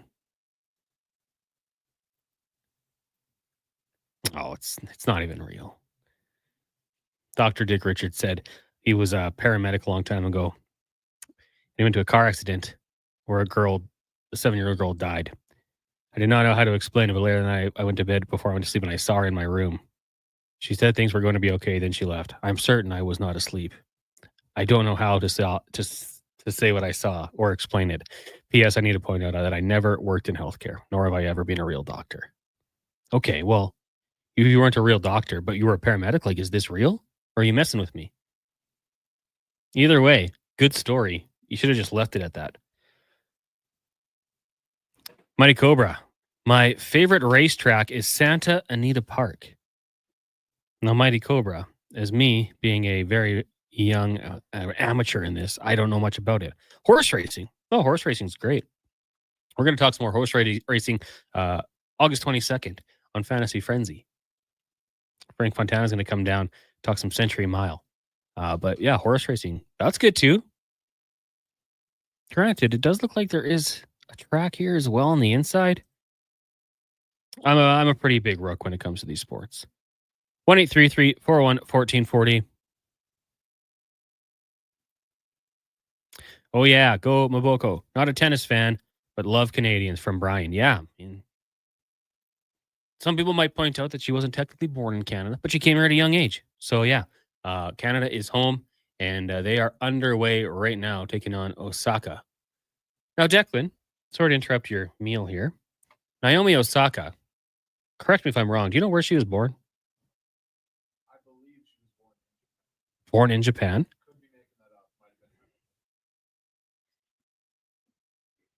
We can find it out. She is represent Japan, but she was born. Okay, lives in Beverly Hills now. Born in Osaka, Japan. I remember once I had a shirt that said Osaka. It was Nike from Osaka. My sister went there, brought it back for me, and I walked in, and Tyler Yumchuk said, "Is that the tennis player or the city?" And I said, "I really don't know. I just like this shirt." It'll be a tough task here for Mabako, just a young 18-year-old. How crazy is it to have the same last name as the city you were born in? It's very cool. That'd be like if you were named Connor Edmonton. It would be. Or you, yeah. Declan Edmonton. Well, I wasn't born here, but... Well, yeah. Fine. But same idea. Listen, same Where's idea. Where's your official city of birth? I was born in Calgary. Oh. And Fenwick, you were born in... He was born in Edmonton. Lethbridge. Josh Lethbridge. Declan Calgary. This is Connor Edmonton. Like, we're getting all areas of Alberta here. Yeah. We're getting all the major ports of Alberta. We got it covered. Declan, just because you had said it earlier, this is an 1,000 event. Yeah, one of the WTA 1000 events. Big one. The events are split up between 250 event, 500 event, 1,000 level event. Then you obviously have your slams and your tour finals. And basically, like, the higher the number, the more prestigious the tournament is on the tour, because the more points you get if you win the event, which go towards your WTA ranking. That makes sense. Right. That makes sense. Yeah. Yeah, Same for ATP, obviously, on the men's side. This would go a long way if she's able to. Well, either way, it's going to go a long way for her. Yeah, she's going to jump up quite a bit. She's got the hometown crowd there. Curious, the injury that she suffered yesterday. I mean, home court advantage obviously is a thing. The longer this event goes on, the more she kind of wears down. How is she going to hold up? That's something I'm very interested in. We do got to get to the oil report, brought to you by Volvo Cars Edmonton. 13-time award winner for service and sales. You'll get a great vehicle, but also better service. Take a test drive today at volvocarsedmonton.com. Stumbled across an article because, going back 2 weeks when I hosted the show, that was the day Hockey Canada, the players involved in the incident out in Ontario, were found not guilty. And we had a lot of people mentioning the name Carter Hart. So scrolling through the internet today, I stumbled across an article at the Hockey News, and it was just looking at the other options potentially. And this is by Caleb Kearney. I'll give the author credit here. Other options between the pipes for the potential Oilers if they were looking to, improve the goaltending position. Ilya Samsonov, that was one name that was thrown out there potentially. You had Casey DeSmith, Scott Wedgwood, and Arvid Soderblom.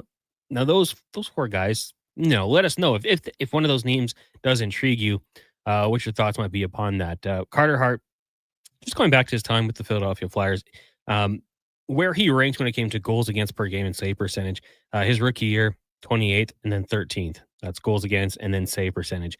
Second year in the league, goals against per game, he was 8th. Pretty decent year. Save percentage, ranked 21st. 2021, last in the league in both categories. He was 53rd statistically amongst the goalies who played the most. Following year, 41st in goals against per game, 33rd in save percentage. A couple years ago, 27th, 22nd, and then his last season playing, he was ranked 21st and 23rd. Granted, not the best Philadelphia Flyers teams. I acknowledge that.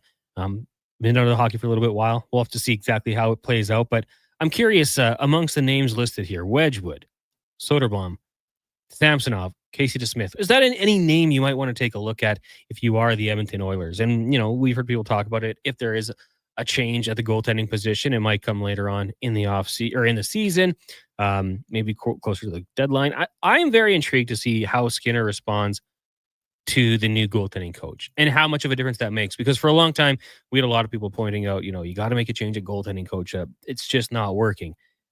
I would listen to the critics, and I thought, picking and choosing the times when you brought it up was a little bit sus, but because when he was playing good, Schwartz was not given any of the credit. It was only when he was playing bad where he was getting the detractors. So I do want to see how he performs, coming up here in the next little while. Once the season gets going with a new goaltending coach, a whole new coaching staff, essentially, and how Stuart Skinner plays and, if he can grow. Still a relative young goalie. But let us know, 1-833-401-1440. Is there a goalie that you think would be okay? Now, Connor, I know this is the Oil Report, but Sure. I do want to get in your ear and ask you if you have seen some breaking news that just came down 6 minutes ago per Adam Schefter. Wasn't Adam Scheffler?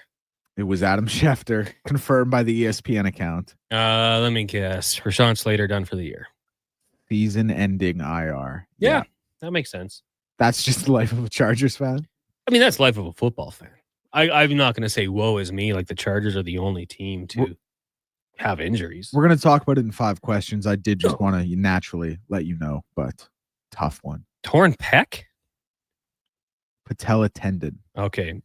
MTR said Slater out with a torn pec. Ruptured patella tendon. Where's that? Where's that on the body, doctor? The patella tendon? Oh, it's in the leg. Yeah. Below the belt. He the way he fell wasn't good. Left leg, I had heard. Threw the helmet off. It's unfortunate. I mean, hey, it's all good, MTR. It's a season-ending injury. They have the luxury, I suppose, of having Joe Alter, they drafted, left tackle at the collegiate level, made the jump to right tackle. You need 2 good tackles in the NFL in this day and age. Trey Pipkins, he's having injury issues himself. It's not good. And it's not going to be the only injury that the Chargers have, nor any other team. These things happen. But yeah, that's brutal. And especially a guy who just got paid, just got that big extension. That is absolutely awful. MTR says the Chiefs are going to win the division again. I'm sick. Yeah, I wouldn't be sleeping on the Denver Broncos.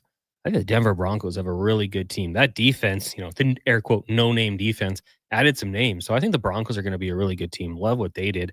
But that's a tough one for the Chargers, no doubt about it. I guess I'm just a little bit used to it. Stulo says, has Carter Hart played since his suspension? Not sure if he went over and played in Europe. Well, obviously, since it happened. And he hasn't been reinstated by the NHL yet. So obviously, there's still some things to overcome before that happens. But Carter Hart, no, has not played since the NHL made the ruling. Text line, 1-833-401-1440. Braden says Carter Hart was on a terrible Flyers team, though. Tough to rate those numbers on that team. Samsonov would interest me on a PTO from Braden. Yeah, and I think absolutely that is a factor for statistics. Obviously, the team that plays in front of you, Samsonov PTO, could be something there. Okay, Dr. Dick Richard followed up. Sorry, he meant to say that he did work in healthcare and was a paramedic for 10 years. The story is true. That is something. Declan, I think you were heating up your food in that one, but DDR saying he was a paramedic, went to a car accident where a little girl unfortunately passed away. Doesn't know how to explain it, but later that night before he went to bed, he saw her in his room. I read it. I read it before I jumped out. That's chills. Yeah, man. It's all like how much more do we need here, guys? Believe. I'm telling you. You got to believe. Got to believe. Ranger Nick texted in just about, it was Naomi Osaka. she's American but decided to represent Japan because she's not happy with how America is. That's when she took time off from the game. She had some mental health issues after beating Williams at the U.S. Open. But to get to the point, she was representing U.S. before she changed her mind. Yeah, that's what I had thought. That's why I asked the question, because I wasn't exactly sure about that one.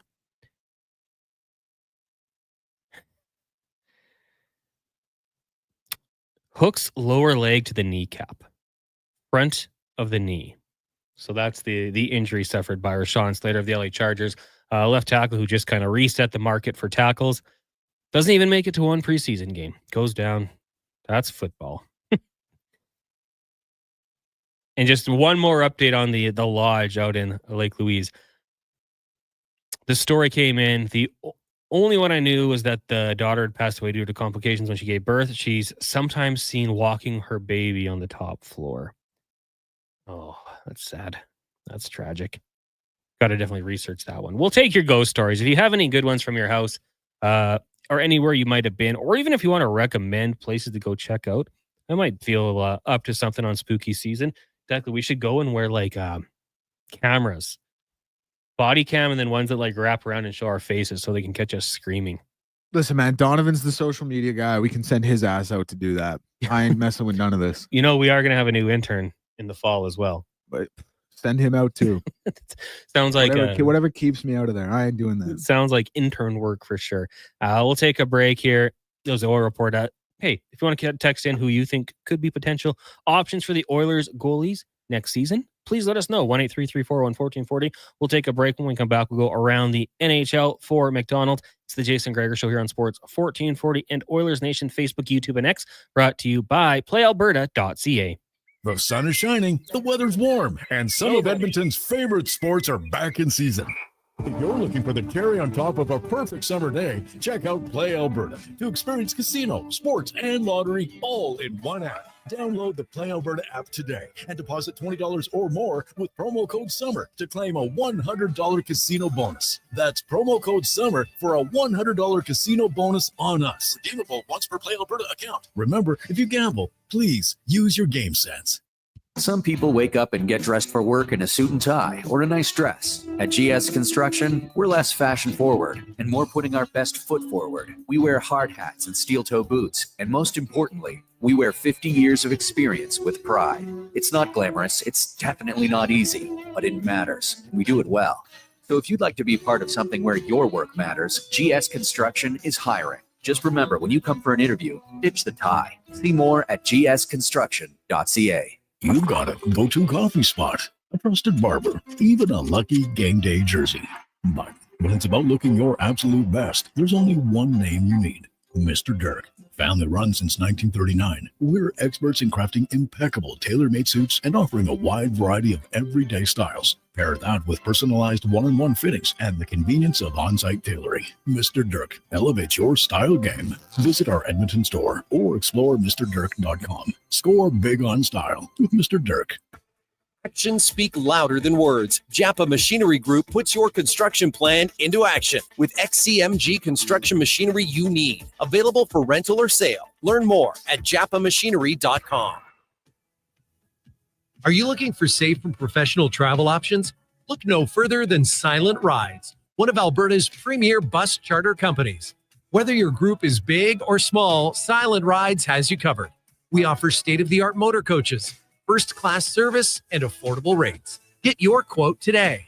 For more information, call 1-877-748-0991 or visit silentrides.ca. Noodle noodle nood noodle nood noodle nood oodle noodle nood noodle noodle nood nood nood nood nood nood oodle noodle nood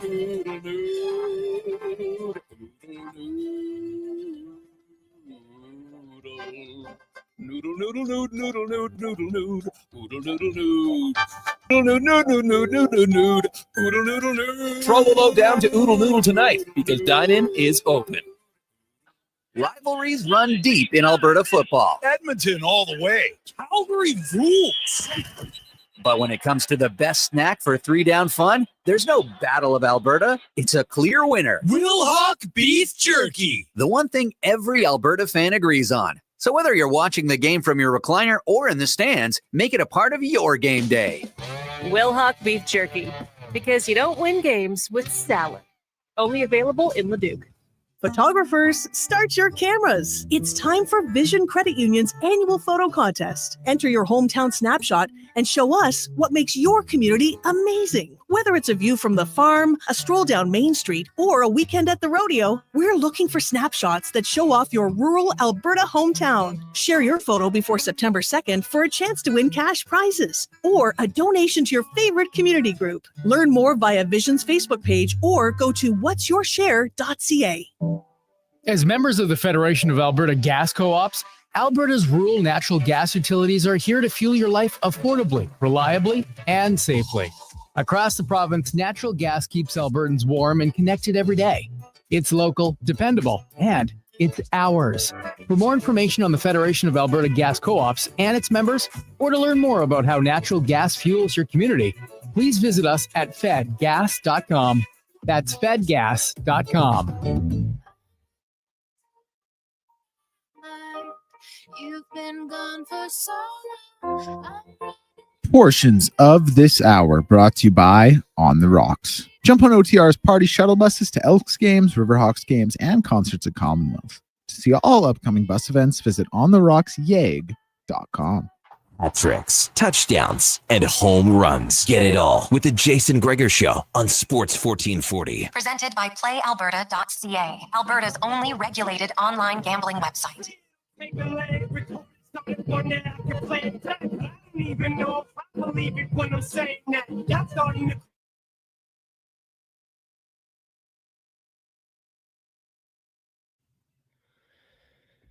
426. Welcome back to the Jason Gregor Show here on Sports 1440, streaming on Oilers Nation, Facebook, YouTube, and X. Connor Halley sitting in for Jason. He'll be back on Monday. We got Declan Kruger here and Josh Fenwick keeping the streams rolling. Jason Gregor Show brought to you by PlayAlberta.ca. Also, quickly, hey, give us a follow. Social media, we're everywhere. Twitter or X, Instagram, Facebook, YouTube, TikTok, Threads, Blue Sky. Just make sure you go out there, search Sports 1440, and if nothing pops up, that AM to the end of that, and it'll be there because we're out there all over the social media landscape. Truth Social. Oh, did you start that one? Yeah. Are you handling that one? No, I'm too hands off that one. That's where the truth is. That's the real stuff out there. I don't think we have one of those yet, but Declan will work on it, and you can get his real thoughts on sports, uncensored, which is what the people want. We got to boost those YouTube numbers. So search us on YouTube. Donovan Paulson busting his tail out there, trying to build that. Go give us a follow on YouTube. Subscribe. Get it up on TikTok as well, because he's doing some really great work there. Still to come on the show today, Mark Spectre will be by. Coming up at the top of the hour, we'll also talk some fantasy football with Bob Harris, one of the best with Sirius XM Fantasy. You can catch him 8 o'clock Eastern time on Channel 87. But right now, let's go around the NHL. We'll try to keep it into our city as much as possible. Brought to you by McDonald's. You can cool down with $2 sundaes and snack size shakes or dollar cones exclusively on the McDonald's app. Taxes extra, prices exclude delivery only at McDonald's. Man, they have got that new McFlurry as well with the international menu. I highly recommend that one. This temperature, if you want a sundae or a shake, whatever it might be, that's fine. But get the McFlurry. It is really good. And NHL kind of in the dog days here with not too much going on. But Declan, I wanted to bring you in here and do some projections potentially for the upcoming NHL season. Connor McDavid yet to sign the extension, probably going to be coming in the next month. Leon Draisaitl's new contract kicks in. Bouchard's got the new contract. Some players potential there for some bounce back seasons. I want to start off with McDavid, and let's say hypothetically in this situation he's going to stay healthy. He's going to play, I'll say 80 games because maybe they want to rest him going to the playoffs because things have gone so well. We know he has the potential to put the puck in the back of the net as good, if not better, than everyone else in the league. He's got a 64 goal season. 100 assists. He's done that. Let's start off with goals. If I set the over under at 35, you taking the over? Or you taking the under? I would take the under, but I think it would come in at like 34. You know what I mean? Listen, Connor McDavid can pod 60, but I think most would agree it's not really what he likes to focus his game on. I just think he operates so much better and so much more comfortably as a distributor. Obviously, I think that kind of goes without saying. 35 isn't a crazy number or anything like that, but I mean 26 this year, 32 the year before that. Actually, in the last 6 years, he's only hit the over on 35 twice. One of those being that 64 goal season. So it may sound a little crazy. It may not be what people want to hear. I know there's a big push for him to shoot the puck more, but I would take the under, the slight under. Yeah, I mean, and I get that. I've been pounding that drum for a long time. Like, I just want to see him shoot the puck a little bit more. He's so good. He's so dynamic. He puts himself in great positions, and he's shown it. 41 goals, 44, 64. Like, he can do it. But like you said, definitely a guy who likes to distribute the puck. I'm going to say over. I'm going to say he goes back to his goal scoring ways and puts in like 37, 38 this year. Not a 40 goal scorer, which he has done on 4 occasions in his career, but just under will be my prediction for him. Now, how about points? This is going on being healthy. And I was asked this question, I think it was after the 153-point season. I'm like, under, because that's so tough to do. But let's say 130. Granted, 2 seasons ago, we had 132 in just 76 games. So if I put the number at 130 points for Connor McDavid next season, you going over or under? Man, like, I know he's hit over that twice in the last 3 years, the only 2 times of his career. That's still such a high benchmark. Like, I don't think I can see, even for a player of Connor McDavid's caliber, best player in the world, most talented player we've ever seen, I still think I have to conservatively take the under on 130 points just because it's so many. Yeah, I mean, but get he's it. so good. I don't know. He's done it 2 of the last 3 years, but before that, 130. Because he's never thing. got there. I took the under on goals. So 34 goals. Could he have 96 assists? Again, that's tough, but that makes me think, should I have taken the over on his goals? I'll take the under as well, but I think he comes in at like 34 goals, 128 points or something like that. Yeah, and I mean, that over-under is pretty high. Maybe when we ask Spec, I'll have to lower that number just a little bit. It honestly might be a good line, man. He's do it. Pretty good at hockey. He did it in 67 games. He had 100 points. So, is it crazy to think he could have 2 more points per game in, another 15 games? I don't know. We'll have to see what happens. Now, okay, let's look at Leon Draisaitl. The last few years, obviously, he's been almost automatic when it comes to 50-goal seasons, and we'll see if that continues. Just quickly, Chomsker says he'll take 60 goals and 75 assists this year. Don't be afraid to bring this text back. I'll try, but Chomskers, you might have to remind us, if he does it, because the chat history goes crazy. That's a pretty un-McDavid-like stat line as well. 75 helpers. Yeah, like because he did that this year in 67 games. That's what I'm saying. Like, he kind of consistently gets more than that. But listen, to Chomsky's credit, the year he scored 64 goals, he had 89 apples, which is kind of in that vein. It seems like, listen, maybe he's right, honestly. He might have nailed it. Might be a 60 goal, 75 apple season for McDavid. A 1-833-401-1440. We're going around the NHL, but we're focusing on Edmonton for this one, brought to you by McDonald's Canada. So let's go Leon Draisaitl. And like we said, he's been a guy who's been a perennial 50-goal scorer. Going back to 2018-19, he's had 1, 2, 3, 4. In between, he's had 41, 43, 31. That was in the shortened season, only 56 games. The guy's a stud. He's newly married. There's pictures of him on the internet ripping darts. If I set the over-under, I think you have to. We'll just put it, he's at 52 to the last 3 years. Let's put it at 51. Over or under? Listen, he's married now. He doesn't have to impress any of the baddies in the crowd. He's ripping darts. This reeks of a 21-goal season. Okay? 20. All I'm seeing when I look into Leon Draisaitl's eyes on the day of his wedding is regression. Jokes aside, I'd take the over. I think he'll get 55 goals this year, which 55. Would, I think, tie his career high. I don't know why I looked at Josh like he had the stats up. I think 55 is his career high, so that would tie it. 55 in 2021, 2022. Yeah.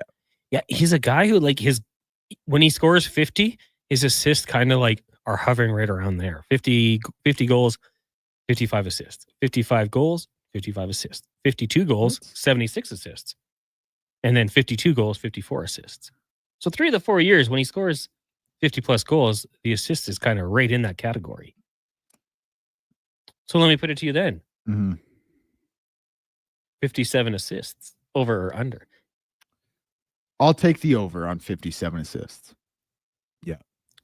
I'd be with you on that one for sure. That would put him, although that my over here would put him at what? If it's just over, if it's 52 and 58, that puts him at 110. That's I'm looking at the numbers now. That would be that would make it a 3-way tie for his third highest scoring season. That seems doable. That seems reasonable. We got to live up to that $14.5 million price tag. Yeah, you know what? 110 points. I mean, they got the skills coach in there. So if Vasily Podkolzin can finish a few more opportunities, his assist total could jump up quite a bit. We'll see who he's playing. Is it going to be Matthew Savoy? If it's Savoy, maybe there's a little bit there. I mean, Mangiapane in the past has had some good goal scoring seasons. Playing just with a little bit more talent, maybe the assist total also jumps up a little bit. It'll be interesting to see what happens with that one. Connor Halley, Declan Kruger with you here, talking a little bit of Oilers point projections. I think we're kind of just being believers right now. And it would go to what I want to see from them, because I do want to see them next year, like none of this battling for second or third spot in their division. I want to see them, be the bullies of the Pacific, first in the division, win a President's Trophy, whatever. Just top to bottom, be dominant and keep it going. It's honestly pretty crazy they haven't won a single division title with consecutive Stanley Cup appearances. Yeah, I listen, they're in a really good place right now. I'm not dogging them, but that's pretty. The Pacific's not some gauntlet. Vegas has been pretty good, respect to Vegas, but yeah. I'm sorry, Vancouver, Kings, steady team, whatever.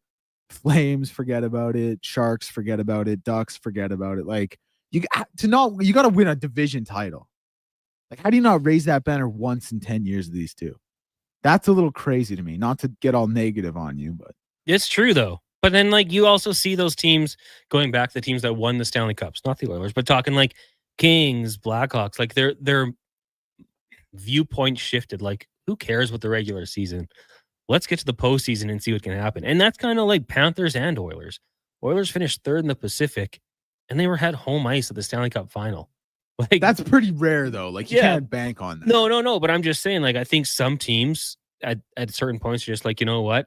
Let's turn our game around. Let's be healthy. But at the postseason, we'll find a way to turn it on. And Oilers and Panthers both did it for the rematch. I just closed my text line, so I'm going to open that up and we'll get to it in a second. I got one here from Imitation Tom. Do it. Yeah, it's not really a question, just a comment. But he says Leon's a unicorn. 50-50 is so insanely rare.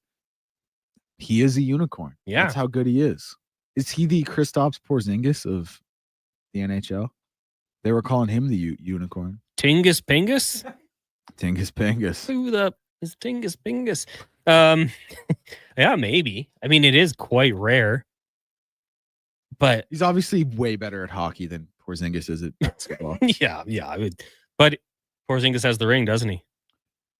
Porzingis does have the ring. Yeah, those hang forever. Listen, Leon Draisaitl would have won a ring playing with Derek White and Drew Holiday and Jaylen Brown and Jason Tatum. I don't know why I led with Derek White. I like how Tatum was your fourth. Yeah, he should have won Finals MVP. Yeah. And I'm not really a Tatum guy. I don't think anyone is outside of Celtics fans, but I digress. We'll move on. Appreciate all the texts rolling in here. 1-833-414-1440. Chomskers said LA won't make the playoffs. That's an interesting one because they feel like they got worse. Yeah, but I feel like they are still good enough to be a playoff team. Kempe's an animal. The 20th best right winger in the world, as decided by a blogger, I believe. I saw the post. I don't know who it was. Who did that post? I don't know who it was either. But yeah, man, I'm is this just us seeing him in the playoffs when he's really good and no one else sees it? I like Kempe a lot. I think Kempe's a really good right winger. Heck yeah. I don't know. Could you name 19 wingers better than 19 right wingers better than Kempe? I don't know, man. That's essentially 20 teams worth. And it's not quite linear because obviously you got some good second line right wingers in there, but still, I don't know if I could do it. And then, Quentin Byfield, I think we know. Karius, some people got a little carried away with Karius's love for him, but very good player. And if he puts it together for a full season, he can be very good. By the way, it was the NHL Network, so not just some blogger. A little bit more credential there. Discredit the blogging community like that. They're smarter. Leduc Peters says, agreed, LA out of the playoffs. Anaheim sneaks in. Yeah, Anaheim's going to be a fun team to watch this year. New coach, some new players, some vets coming in here, kind of mixing with the youth that they have. The goaltending will be something to watch out for if they make any changes, but we'll have to see. You know what, Declan? Let's take a break. When we come back, we're going to get to 5 questions brought to you by The Brick. Declan always brings it with 5 questions, so we'll do that. We've got Spec at the top of the hour. We're going to talk some fantasy football and more. It is the Jason Gregor Show here on Sports 1440, also streaming on Oilers Nation's Facebook, YouTube, and X. Hit that like button. The Jason Gregor Show brought to you by PlayAlberta.ca. New crust alert at Papa John's. Your favorite cheese meets your favorite pizza in the new cheddar crust pizza for only $17.99. Papa John's pizza makers created the perfect addition to their crust by melting garlic and herb seasoned cheddar cheese right on top of their fresh original dough that's made with 6 simple ingredients. Try a one-topping cheddar crust pizza today for only $17.99. You better hurry though, because it's only for a limited time. Better ingredients, better pizza. Papa John's, proudly locally owned and operated. Wow, get ready for a silly hockey fans. Your partner in power just skated onto the ice. EWEL.ca, the new e-commerce website for electrical wholesalers Edmonton, is ready for the power play 24/7 365. UL skates to where the puck will be in 5 years. Now that's forward thinking. Killer selection, slamming products from the best brands, and legendary service. Don't sit on the bench. Get your account today at ewell.ca and win that project. Plug into your partner in power. Get an EWEL.ca account today. The sun is shining, the weather's warm, and some of Edmonton's favorite sports are back in season. If you're looking for the cherry on top of a perfect summer day, check out Play Alberta to experience casino, sports, and lottery all in one app. Download the Play Alberta app today and deposit $20 or more with promo code SUMMER to claim a $100 casino bonus. That's promo code SUMMER for a $100 casino bonus on us. Redeemable once per Play Alberta account. Remember, if you gamble, please use your game sense. Edmonton's biggest clearance event is at the Brick Outlet on St. Albert Trail. Stop searching and start saving for 4 days only, Thursday through Sunday. We're clearing out our warehouse and blowing out thousands of dollars in inventory. Fine furniture and mattresses, below cost. Scratch and dent appliances, below cost. Clearance and overstock pieces up to 80% off. Some exclusions apply. See in-store for details. Find massive savings Thursday through Sunday during Edmonton's biggest clearance event. Only at the Brick Outlet on St. Albert Trail. The Brick Outlet, saving you even more. Tee off to win with Cattail Crossing's $10,000 hole-in-one challenge, powered by Sports 1440, Canada's first ever Aqua Range event. Just walk up, grab some golf balls, and start swinging. Or book a VIP bay today. Win $10,000 with a hole-in-one. Plus, great secondary hole and leaderboard prizes. Closest to the pin and monthly winners will battle for a $50,000 grand prize. The hole-in-one challenge. Open Thursday to Sunday, noon till 8 through August. Weather permitting, cattailcrossing.ca. The job isn't done until the last load is hauled, and having a semi-trailer out of commission is not an option. Whether replacing or adding to your convoy, Edmonton Trailer has a huge inventory of new and used semi-trailers, trusted by the gravel, logging, oil field, fluids, and freight industries. Find a trailer right for you online or at one of their 3 locations. For sales, service, parts, rental, and finance, when you're in it for the long haul, Edmonton Trailer. McDonald's Summer Drink Days are here. Get a $2 small fruit splash beverage or a small frappe or smoothie for just $3 each. Summer's booming with McDonald's Summer Drink Days. Excludes additional flavor shots and toppings at participating McDonald's in Canada. Taxes extra. Prices exclude delivery. It's road trip season, and that means loading up on the road trip essentials like snacks, tunes, and Hondas. Sherwood Honda has fuel-efficient, dependable SUVs, hybrids, crossovers, and more to take you up, down, and all around this province and beyond. Travel in comfort and safety, going where you want to go, when you want to go, stopping to see whatever catches your imagination on the way. Summer road trips make memories that sure would last. Start yours off right at Sherwood Honda.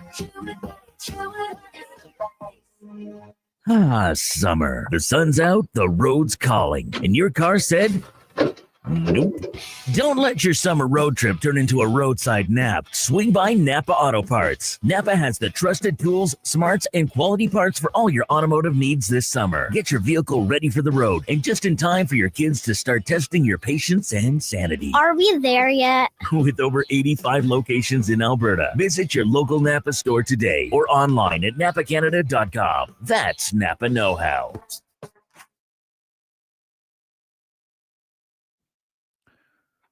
Portions of this hour brought to you by Cantork. What's the best way to beat the tariffs? Buy Canadian. Cantork's products not only made in Canada, but right here in Edmonton. Save money, support Canada at cantork.com. He's Alberta's sports authority and lead touchdown winner of his family's backyard flag football games. The Jason Gregor Show on Sports 1440. Presented by playalberta.ca, Alberta's only regulated online gambling website.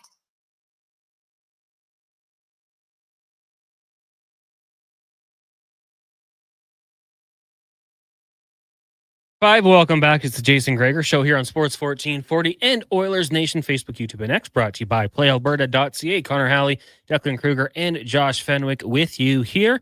About an hour and 15 minutes left in the show. And we got Fox Sports Radio all night long, live coverage. And then tomorrow morning to wrap up the week, it kicks off at 7 a.m. with Brandon Douglas hosting on the Kevin Carrier Show. And Josh Fenwick will be back to produce that one.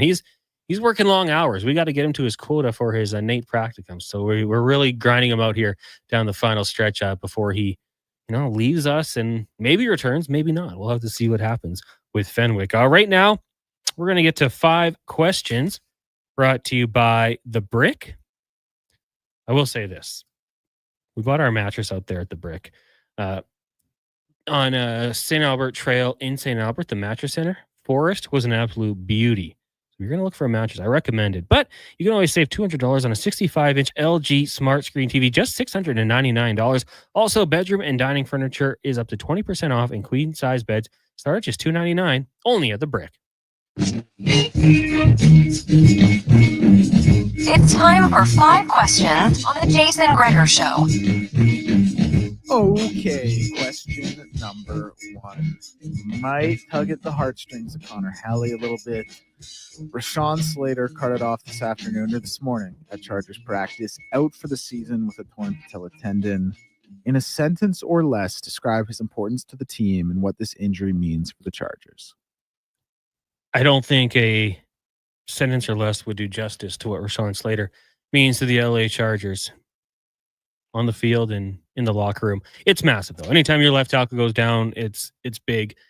The Chargers do have the luxury of sliding over Joe Alt, who played left tackle at college, so he's got some familiarity there, but it's big. That was one of their strengths of the unit was the tackles, and one is gone. The interior of the offensive line is not very good.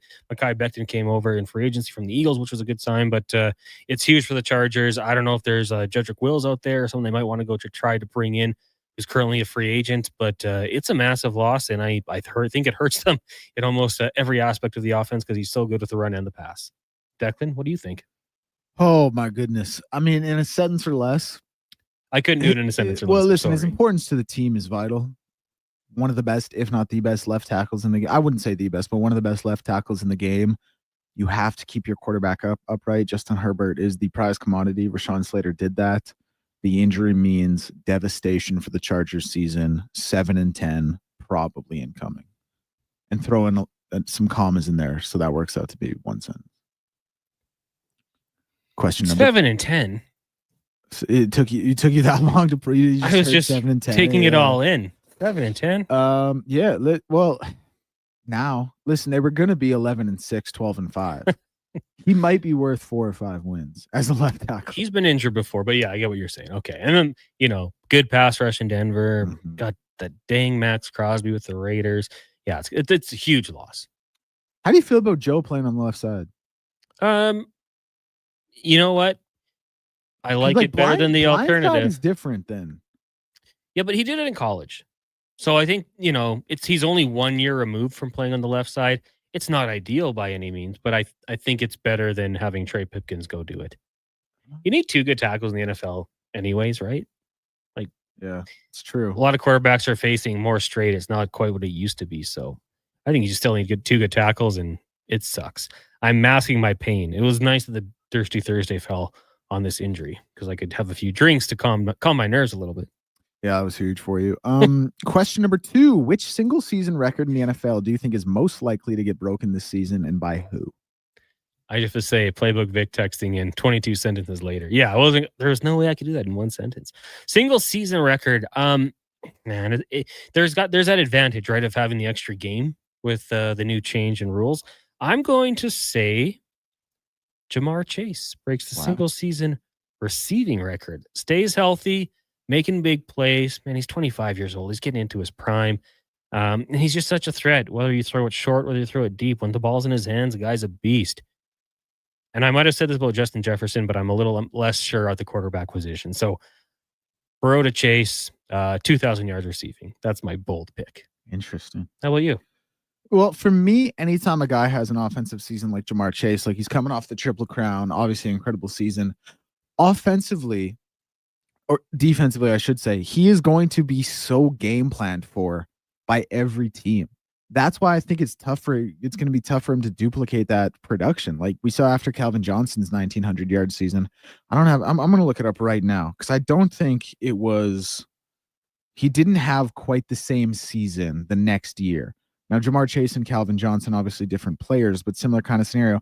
I mean, he goes from 1,900 on 122 catches to pretty much 1,500 on 84. Still incredible, but my point remains, like both numbers down significant amounts, 40 catches and 500 yards because defense is key on you so much. But he went from 1,600 to 1,900.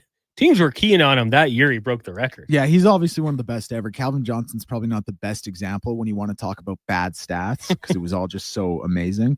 But I still think the point remains. And as such, I think it might be something on the defensive side of the ball. 22 and a half sacks, which is so 23 sacks. That seems pretty attainable for me if an edge rusher can stay healthy in a 17-game season. I kind of like the idea. I'm throwing this out there. Call me crazy. Micah Parsons, whether it gets figured out in Dallas or how I would like things to happen, he gets moved, goes somewhere and ends up with 23 sacks. I could see that happen. 23. But I could also see like a healthy TJ Watt breaking his own record. I could see a healthy Nick Bosa doing it. You know, like one player had more than 15. Let's not count out Greg Rousseau in Buffalo. There are some options here. If Khalil Mack can duplicate his 6 sacks game against the Raiders on 4 separate occasions, he could shatter the record. See, here's the thing. Like, obviously that you're joking, but like if one high-level player can break through for a game like that, all of a sudden, all they have to do is get like basically a sack a game, which isn't easy to do, but it seems doable. Only one player did it last year on average. Yeah. And can't even get a contract. I know. Trey Hendrickson. It's rough out there. Pay the man. Question number 3. If you could add one player to this Edmonton Elks team, who would it be? Now, is this like in all like Randy Moss? No, like a player in the league currently. Sorry, I guess like if you had to trade for a player, who would it be? Oh, okay. But also, I didn't want to say trade because I wanted it to be like you can plug and play a player from another CFL team onto this Elks team. Okay. So not like history or anything like that. Just players right now. Current player. Okay. Well, we love the offense, and I know that's something that people always kind of lean towards. And I thought John had a good answer, and it's nothing that changed anybody's opinion on what's going on. And like, no, I don't think anybody learned anything, but he talked about how getting after the quarterback can help you out in so many ways. So right now, Andrew Chatfield is leading the league in sacks. He's 26 years old, 6'2", 250 defensive lineman. They need a pass rush. That could lead to interceptions on the back end of things. So I guess if I was adding one player, I want to get the guy who's been the best this year at getting to the quarterback. So it'd be Andrew Chatfield. Yeah, I was kind of thinking that direction as well. I was thinking like Jalen Hutchins out of Calgary or Malik Carney out of Saskatchewan. I think they both have 4 sacks this year. So I like the direct. I'm glad we went in the same direction. It's a little lame for the purposes of this answer, but that's what I was thinking as well. If you like went all time, like maybe I'd be like throwing out that. Well, Cameron Wake would be the all time answer. Yeah. But like I love Terry Vaughn. Why not bring T-Vaughn back to the green and gold if you got the opportunity? Wouldn't really probably result in too many more wins. He was a beauty. Question number 4. If you were to sit down interview with Connor McDavid, what is one question you would ask him? How dare you? No, that would not be the question. I would just ask him, what was it like growing up dealing with all this pressure? And it's a question I'd love to ask like any phenom, like LeBron James, 18-year-old. Like at one point, do you have to sit down and tell yourself like, you know what? I gotta watch myself. Like he's been trained from a young age. not to say anything too crazy. Don't be photographed doing certain things. I would just ask about the youth and what it was like growing up with so many people having such high expectations for you and just the pressure that puts on you. Yeah, I think I would ask him, like, one thing people talk about is from the jump from junior, obviously, to the NHL, but even like the AHL to the NHL is the speed of the game. Mhm. But he's like he's the fastest kid alive. So I would ask him, like, was there a noticeable speed difference when you got there, or did the game just kind of catch up to you in a degree? You know what I mean? Like something along those lines. Well, you kind of heard the stories. I think it was Sam Gagner when McDavid was young skating with him, and like, this guy's faster than everyone. He's 15. Teddy Purcell. There's a Teddy Purcell. Yeah. Like from a young age, like he was just so above and beyond these guys that were already in the NHL. Yeah. That'd be an interesting one. There's a few guys I'd like to have that kind of conversation with. LeBron for me. Mm-hmm. Listen, if Sports 1440 ever gets a one-on-one with LeBron, like I gotta put my hand up and say, I gotta take that one. Please, can I take that one? I'm not gonna say, but I'm gonna ask. Could be like a round table, perhaps. Yeah, with everyone. Yeah, everyone gets one question. We all get one question for LeBron James. No, I would probably freeze up and be like, do you like basketball? I just wouldn't know what to say. Question number 5. Who is on your Mount Rushmore of fictional villains? Top 4 fictional villains. Okay, I will say Joker in Dark Knight. Is it Anton Chigurh? Yeah. No, like that movie. That's when I got to rewatch because it's just so good. It's a classic. Norman Bates from Psycho. Just because that was he's just a creepy dude. And Bill the Butcher from Gangs of New York. Wow. He was pretty heartless. It's a really good list. Well, it was a really good question. You set it up. What do you got? I would have Hannibal Lecter on there for Good sure. one. I would probably have, I got to throw Darth Vader on there, I think. You really had a good list, but I don't want to take any of your answers. So I would have Darth Vader. I would have Hannibal Lecter. I would throw different kind of villain, but I would have Mr. Potter from It's a Wonderful Life on there. And then maybe Nurse Ratched from One Flew Over the Cuckoo's Nest.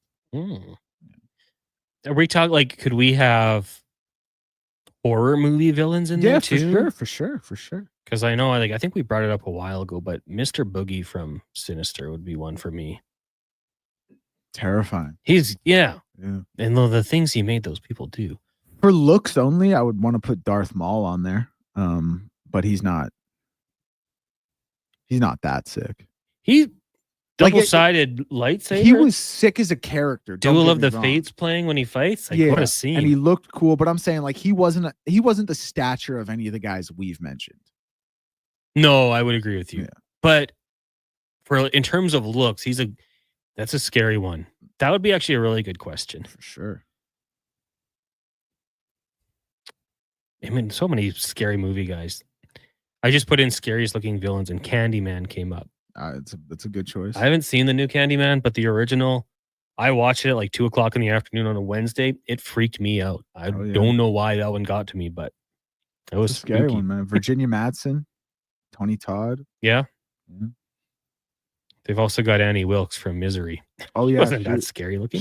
That's a good villain though. Great villain, yeah, but I wouldn't say she was scary looking. It's really just Kathy a shot Bates, at Kathy right? Bates is what that is. It's kind of insulting, Google. Taking a low blow there. That was 5 questions brought to you by The Brick. Declan, great work here. Coming up in the final hour of the show, we're going to be joined by Mark Spectre on the other side of the break. Also, Bob Harris, my apologies, will join us from Sirius XM Fantasy as we'll talk some NFL football. Right now, though, we get to a Sports 1440 update brought to you by Cattail Crossing.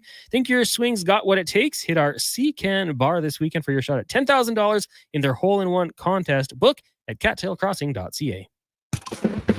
This is the Sports 1440 update.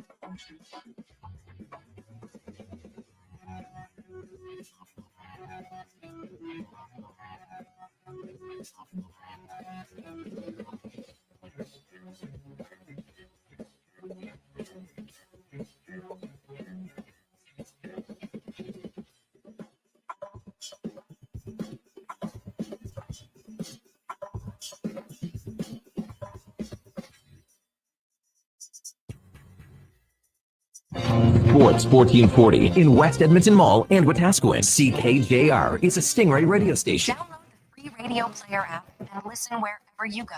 Is your company drowning in paperwork and administrative tasks? Do you need more data to make better decisions? Nectar.io is your company's all-in-one solution for fleet and materials management, safety, time cards, and GIS-based project management. Now is the time to capture and transform field, site, and shop data into boardroom-level business intelligence, all with one login.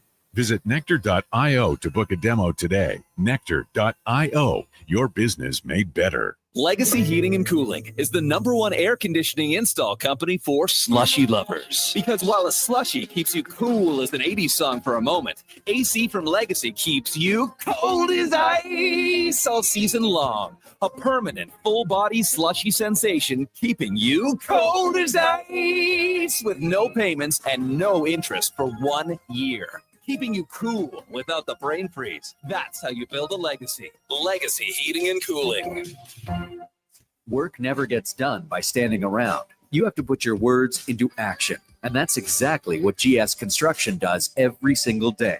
Our priorities are safety first, quality second, efficiency third. GS Construction works hard. It's true, but first comes the care, the planning, and the people. Underground infrastructure isn't just about machines and trenches and some traffic inconveniences. It's about doing things right. Find out more on what we do. Visit gsconstruction.ca. You got a go-to coffee spot, a trusted barber, even a lucky game day jersey. But when it's about looking your absolute best, there's only one name you need. Mr. Dirk. Family run since 1939. We're experts in crafting impeccable tailor-made suits and offering a wide variety of everyday styles. Pair that with personalized one-on-one fittings and the convenience of on-site tailoring. Mr. Dirk elevates your style game. Visit our Edmonton store or explore MrDirk.com. Score big on style with Mr. Dirk. Day or night, tasting just so right. You can order oodle noodle at oodlenoodle.ca, delivering you the news almost right away. Remember, you can order oodle noodle at oodlenoodle.ca. So stay on your couch all day and order oodlenoodle.ca. Oodle noodle. Whether you're a craft beer connoisseur or more of a wine aficionado, there's always something new to discover at Sherbrooke Liquor, a unique, family-owned, independent liquor store. The selection, incredible. The non-alcohol section is also very impressive. Sherbrooke Liquor, expert, knowledgeable staff with a passion for unique finds. More than just a liquor store, we're a community. Alberta's best, the one and only Sherbrooke Liquor. Wine, spirits, and oodles of beer. Visit SherbrookeLiquor.com. Uh-oh, another sacrifice to the water hazard. Hey, we've all been there. At Colonial Golf Club, you'll find lush fairways, challenging greens, and just enough water hazards to keep things interesting. Whether you're a seasoned pro or a first-year player, Colonial Golf Club has a tee time for you. After, reward yourself with a post-game recap at Colonial Grill and Bar. Colonial Golf Club, where even bad shots come with great views. Book your tee time now at colonial.ca. You're thinking of switching to co-op propane. There's no better time than now. Eligible customers who switch to co-op propane will receive up to 750 liters of free propane. New customers will get a free tank rental for 1 year for home, farm, cottage, agricultural, or commercial endeavors. Co-op is ready to look after all your propane needs. Speak to a co-op fuel team member about the benefits of switching to co-op propane today.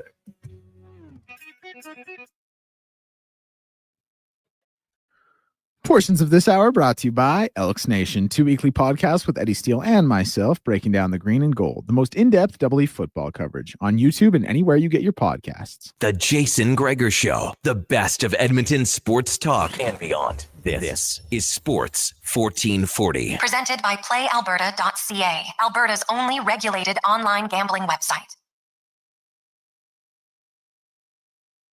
Your show here on Sports 1440, streaming on Oilers Nation Facebook, YouTube, and X. Brought to you by PlayAlberta.ca. Tonight, it is the $1,000 a-day draw for the next 20 years, totaling $7.3 million. Get your tickets at playalberta.ca. Remember to use your game sense. Text line 1-833-401-1440. Connor Halley sitting in. Got Declan Kruger and Josh Fenwick here as well. Declan had asked about movie villains or movie TV show. Cersei Lannister, King Joffrey, Hans Gruber, Biff Tannen, Drago, Art the Clown, Buffalo Bill, Jigsaw, the dude from Green Mile, the shark from Jaws, Stripe from Gremlins, Cruella de Vil. A lot of good ones coming into 1-833-401-1440. We'll have to ask our next guest if he's got any to add to that list, as it is time for the Spec Report, brought to you by GS Construction. GS Construction is hiring. You can work at a fantastic company that loves to promote from within with great benefits. Also, huge sports fans. Apply at gsconstruction.ca. Mark Spectre of Rogers Sportsnet joins us. Spec, good afternoon. How's the day going? Oh, it's going fairly well so far. Got my eye on the tennis match here and kind of chilling out, waiting for a little CFL football. What else is guys supposed to do on a rainy day? I mean, that might just be it. Maybe ordering some food. You got the NFL preseason tonight, if that's your thing. Lots going on in the world. But, Spec, I do want to ask you, Declan asked the question. You don't have to give me your Mount Rushmore, but when you think of movie, TV show villains, who tops the list for you? Villains. So when I think of villains, like, you can't be a villain unless you scare the crap out of somebody. So it's got to be like, I was a big Freddy Krueger guy. He was pretty scary, right? He was Nightmare on Elm Street. Yeah. What about that clown that hung around the gutter? Pennywise. Pennywise, yeah, from It, right? He was kind of scary. Terrifying looking, really. So, yeah, good answer. Good answer. What about if you go back to Flintstones day? Like what about, wasn't it Madam Yes? Wasn't she a villain? I don't even know. Was his boss a villain at wherever he worked? He wasn't a good guy, was he? Who? What, the boss? Like Fred Flintstone's boss? Wasn't he? Mr. Slate? Mr. Slate wasn't a villain. jerk. Mr. Slate wasn't a villain. He was just a crappy boss. What about George Jetson's boss? Wasn't he didn't he give him a hard time? Oh, you got me. I don't even know who George Jetson's boss was. I don't actually know either. But either way, maybe I have a problem with bosses or authority. But no, those are some good ones. Yeah, it sounds like you do have a problem with authority. Yeah, that's just in my nature. So, Spec, I want to ask you this. Declan and I were talking about it earlier on in the show. We were doing some over-unders when it comes to Oilers star players next season. And we were talking about goal totals for Connor McDavid, and a guy who in his season on 3 separate occasions has gone over 40 goals on the year. Dropped off a little bit after that 64-goal season. I want to ask you, if I set the over-under at 34.5 goals this upcoming season for Connor McDavid, are you going over or under? Ooh. I think he's going to have a goal-scoring season. I think that the Oilers are down in their goal scoring. Their power play scoring is down. Their power play hasn't been as effective. He hasn't been shooting the puck as much. I think his shooting goes up. I think he shoots more, and I think he scores more. So I got the over. Now, looking at points, guy is just a lock at 100. I think I threw the number at 130 for Declan, because the last 2 years he's at 153. 3 years, 153, 132, and then last year with the injuries, which plays such a huge role on it, he just had 100. Putting it about a 130, where do you think he lands there? Goal scoring's up. I feel like the Oilers are due to start for their goal scoring to improve. It's been going down steadily for 2 years in a row. I think it goes up this year. So if goal scoring goes up for the Oilers, so too, I mean, the guy whose points are going to change is going to be Connor McDavid. If it goes up, it's because he's going to make it go up, right? He's going to have a huge hand in the overall. It's because that's going to mean the power play is better. It's going to mean they score more goals on a nightly basis.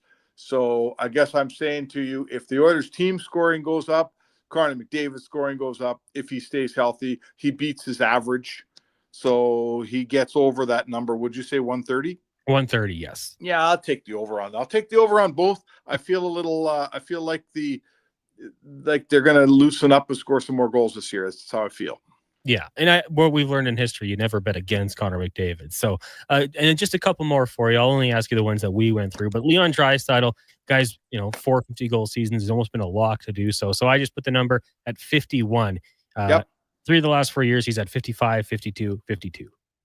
he scores 50 every year. So if you're putting it at 51, I'm taking the over. I'm not saying he's getting to 60 or anything, but Leon's, listen, he's in his prime. He's been a 50-goal, 100-point man, I think, for 4 years in his career.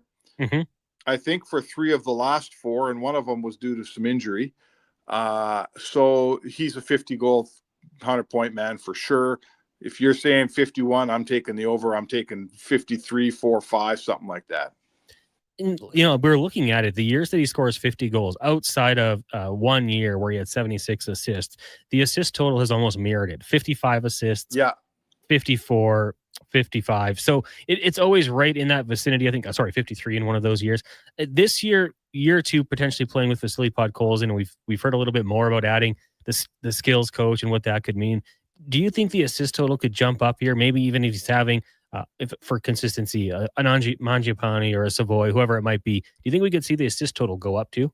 It's a good question. At even strength, like he has played with wingers who aren't elite scorers. We all know this. McDavid gets Nugent Hopkins and Hyman, and Draisaitl gets Podkolzin, who's a bottom 6 player, and whoever else they throw up there. Yeah. So if you're telling me he gets Mangiapane on a regular basis, if you're telling me he gets Savoy on a regular basis, he's a more skilled player, I would think his assists should go up a little bit.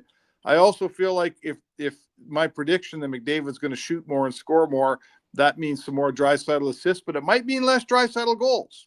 Mm-hmm. Maybe he comes in at 45, 110, right? I don't know. I mean, it doesn't matter, frankly. As long as the goals go in, I don't think anyone cares who scores them. But I can't see his even strength, regular wingers getting sort of less dangerous than they've been in the past. He has not been furnished with top flight wingers, during the regular season the last few years. So that can only get better, and that should help his points total, no? I would think so. Mark Spectre of Rogers Sportsnet joining us here on the Jason Gregor Show. Connor Halley sitting in. Let's turn our attention to Major League Baseball. The Jays off tonight, but will kick off a series with the Dodgers over the next 3 nights. And I love these games in Los Angeles. I love the later start time. Put the boy to bed, watch some baseball. How much of a measuring stick do you think this is for the Jays going up against the Dodgers team who's right there with them in the standings? And we know how good they've been the past couple seasons. Yeah, they just played 3 series against teams that aren't that great. I mean, Kansas City's not bad, but Baltimore's not very good. And obviously, Colorado's a train wreck. So, yes, you're walking into the park of a World Series champion, a team that's right there for the World Series again this year. They're the Los Angeles Dodgers. They got everything covered. They got Ohtani. They're an excellent team. So, yes, how you handle yourself in this series is going to tell us a little bit of something. How does your starting pitching hold up? How does your bullpen hold up? Can you hit? You're not going to hit against the Dodgers the way you did against Colorado. I get that.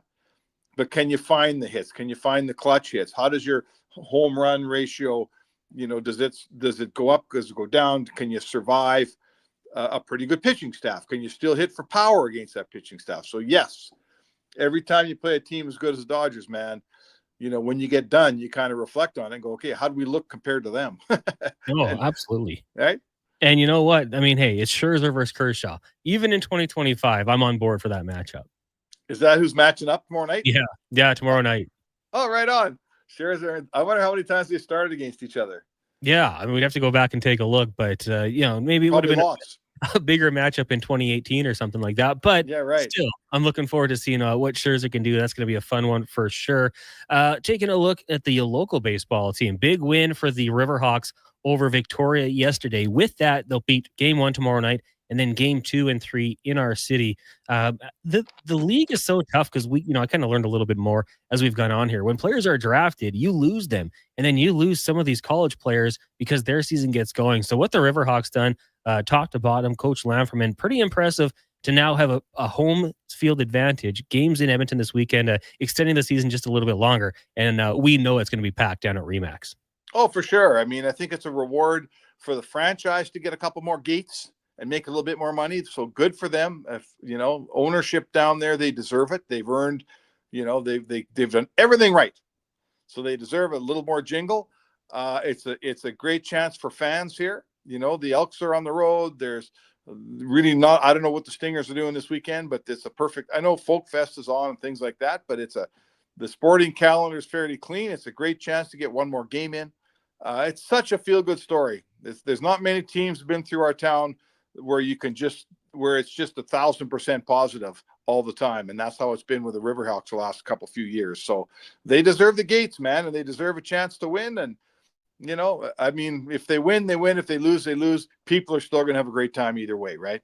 Oh, absolutely. And you're right. I mean, the whole business model, like the Stingers have been great. They play Friday, Sunday. If they win both games and Calgary loses both, they can actually still get a home game in the playoffs. A little bit tougher. But for the Riverhawks, to get the attendance that they have, we ran through the teams that have been in our city going back to, the Edmonton Ice, the Sled Dogs, the Skyhawks, the Drillers, the Aviators, those sorts of teams. I mean, they come and go, but it looks like the Riverhawks have some real staying power. Wow, I covered the Sled Dogs and the Skyhawks in the same summer. The Skyhawks were like small man's basketball, right? We called it shrimp hoops. It was like 6'2" and under. And the Sled Dogs were roller hockey, right? They were the first roller hockey international. Remember that league? It lasted for 5 or 6 years. Oh my God, what a train wreck those franchises were. They were, I remember being a young kid, like, I want to go to these games. And I don't know if either of them played in more than a season or two, because no, I think they lasted a season each. That's hilarious. Oh, yeah, missing Extreme, another one. Teams that came and gone very quick. What sport did the Extreme play? I think they were basketball. I believe Paul Sir actually coached the team. Oh, is that right? yeah, just one year, one and done. So they come and they go. The Skyhawks had a coach named Yeomans. I forget his first name. He's an old basketball guy. Really good cat. Knew the game really well. Been around it his whole life, but he's just trying to make a buck in a fading league. The Skyhawks didn't anybody. And oh my God, I remember the guy that owned the Sled Dogs, the roller hockey team. He figured, well, I bought the Sled Dogs. I better go find myself a big husky dog, and I better learn how to rollerblade. So he does both. He's got this big, giant husky puppy. He's like 6 months old. He probably weighs 80 pounds. And he goes out with this dog on a leash on these rollerblades that he just bought that he's never used before. So the dog pulls him into the trees. He breaks like 3 ribs. He missed the home opener, and the next game too. He was in the hospital. He could have just done that at the game, and in 2025, that's a viral moment. That's ahead of his time potentially. Oh my God. Where did they play? Was that at Skyreach? We had someone text that in. I believe they played at Skyreach. Let me think now. Yeah, I think so. They might have gone down to a smaller venue as it went on. I know the Skyhawks basketball team played at the old Coliseum for sure. I think I remember the guy that owned the Sled Dog said one day that Dean McCammon, who was playing for the Oilers, was going to play for him in the summer. I remember asking Glenn Sather about having one of his players play roller hockey in the summer. He says, none of my players are playing for the Sled Donkeys. I'll tell you that right now. Missed opportunity. Well, Spec, thanks for doing this tonight. I'm back. Well, no, actually, Declan's going to be back with you tomorrow night hosting. So you guys will have to get everybody ready for the Elks and Alouettes. Let's do it, partner. Can't wait. Awesome. Hey, there you go. Mark Spectre of Rogers Sportsnet. The Spec Report brought to you by GS Construction. We will take a break. When we come back, we're going to talk some NFL fantasy football. Any questions you might have, please let us know. 1-833-401-1440. Also, Imitation Tom says Mr. Slate was a villain in the live action. That's what I thought. And Mike says Mr. Spacely of Spacely's Space Rockets was the boss in the Jetsons. So there you go. A little clarification for everyone. Lance says the Trapper should have stayed. I'm with you. We'll take a break. Fantasy football talk coming up next on The Gregor Show. Connor Halley, Declan Kruger, and Josh Fenwick with you here on Oilers Nation, Facebook, YouTube, and X. Sports 1440 brought to you by PlayAlberta.ca. The sun is shining, the weather's warm, and some of Edmonton's favorite sports are back in season. There you go. If you're looking for the cherry on top of a perfect summer day, check out Play Alberta to experience casino, sports, and lottery all in one app. Download the Play Alberta app today and deposit $20 or more with promo code SUMMER to claim a $100 casino bonus. That's promo code SUMMER for a $100 casino bonus on us. Redeemable once per Play Alberta account. Remember, if you gamble, please use your game sense. What does excellence truly mean, and how does it guide your choices? At Volvo Cars Edmonton, excellence isn't just a goal, it's their standard. They shine in every aspect, from top-tier customer satisfaction in sales and service to impressive inventory, strong customer loyalty, and prices that are tough to match. Experience the dedication to quality firsthand at Volvo Cars Edmonton. Great vehicles, better service. Only at VolvoCarsEdmonton.com. Come experience Edmonton Stingers Pro Basketball. Friday, August 8th. It's the most affordable, family-friendly, fun sports experience in the city. Tickets start at just $20. thestingers.ca. Edmonton's biggest clearance event is at the Brick Outlet on St. Albert Trail. Stop searching and start saving for 4 days only, Thursday through Sunday. We're clearing out our warehouse and blowing out thousands of dollars in inventory. Find furniture and mattresses below cost. Scratch and dent appliances below cost. Clearance and overstock pieces up to 80% off. Some exclusions apply. See in store for details. Find massive savings Thursday through Sunday during Edmonton's biggest clearance event. Only at the Brick Outlet on St. Albert Trail. The Brick Outlet, saving you even more. Reports suggest that Canadian taste buds are bored to tears.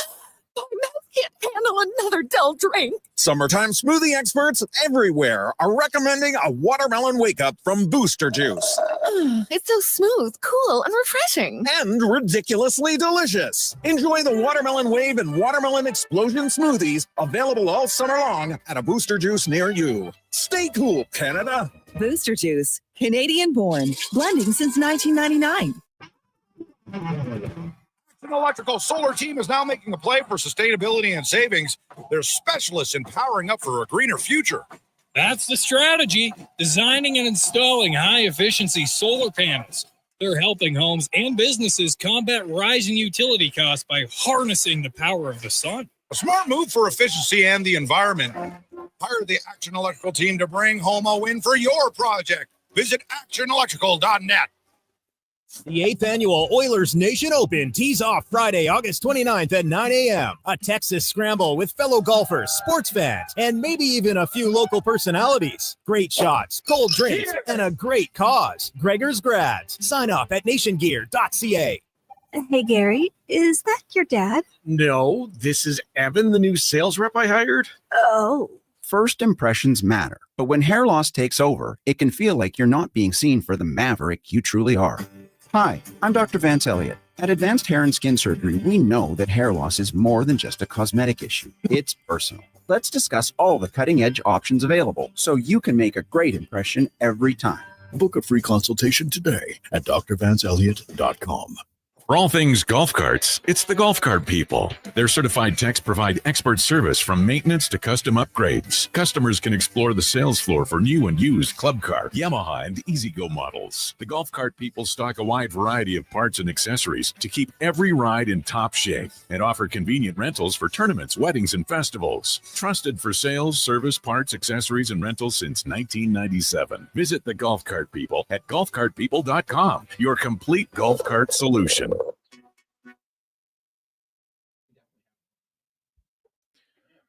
Portions of this hour brought to you by Papa John's. Calling all cheddar lovers, try Papa John's new cheddar crust one-topping pizza for only $17.99.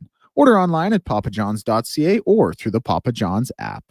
Hat tricks, touchdowns, and home runs. Get it all with the Jason Gregor Show on Sports 1440. Presented by PlayAlberta.ca, Alberta's only regulated online gambling website.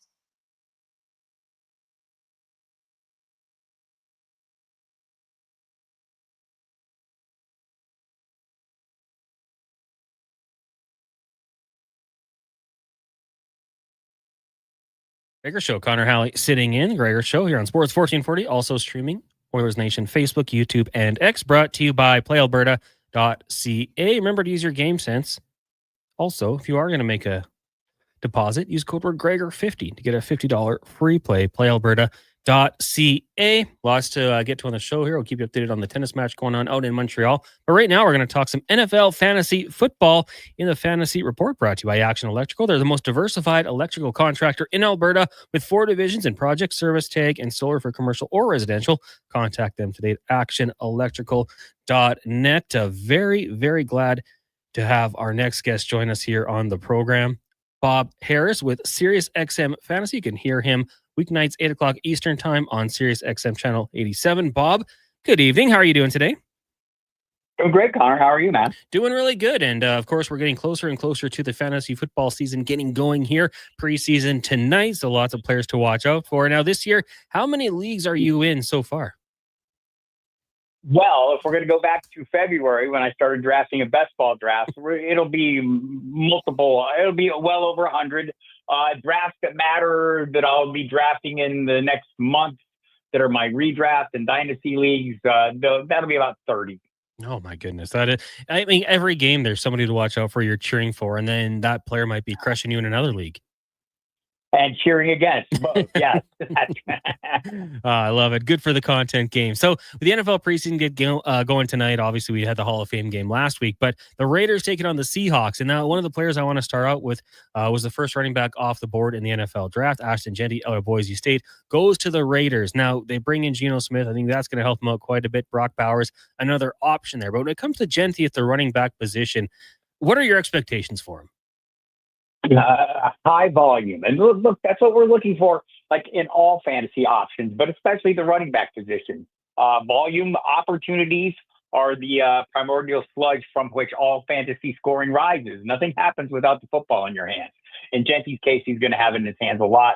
We know that Chip Kelly, brought in as the offensive coordinator by the new head coach, Pete Carroll, formerly with the Seahawks, will go run heavy. I mean, that's been his he was thought as a really innovative offensive mind early in his time in the NFL, yet still in Philadelphia, had LaShawn McCoy, led the league in yards from scrimmage, went on to San Francisco at one point. Carlos Hyde, a bit of a journeyman, turned into 1,000-yard or nearly 1,000-yard rusher under his tutelage. I expect them to just feed Jeanty, who will remind you that in the game of tackle football, guys who break tackles are very good. Nobody in college football broke tackles like Ashton Jeanty last year, and I would expect that to carry over. Just get a huge workload.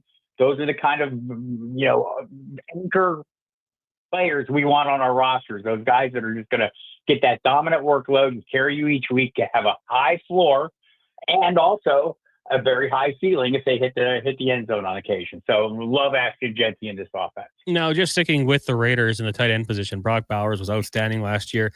I mean, if it's not for the quarterback bias, I thought he was rookie of the year. He was that good. When you look at the tight end position in that top tier, who is with Bowers there this season?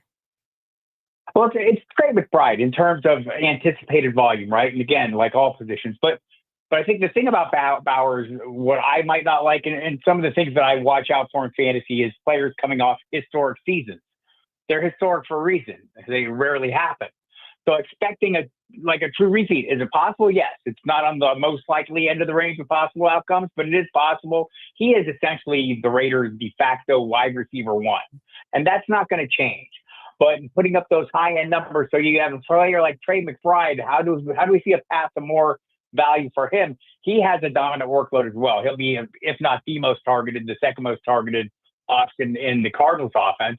But he only had the 2 touchdowns last year. So there's what we like to call positive touchdown regression, meaning, hey, that's just going to come around, right? At some point, you get all those opportunity scores are going to happen. You saw the Cardinals trying to force the ball in his hands last year. I think the value lies in a guy like George Kittle, though. Both Bowers and McBride, you might have to pay a second-round draft pick for. Maybe even McBride slips into the third. George Kittle, you might get in the third, fourth, sometimes the 5th round, depending on who you go for. And in games where he stays in the locked and upright position for the majority of the season, let's say 14 games or more, he's going to be a top 5 tight end. Last year, he was tight end 1 in points per game. So, which matters. Not total points, didn't play as many games, had a little bit of an issue, but in an offense in San Francisco this year where we're not really sure what the receiving core is going to look like at the moment. We've got Brandon Ayuk coming off a torn ACL. Not sure when he'll return.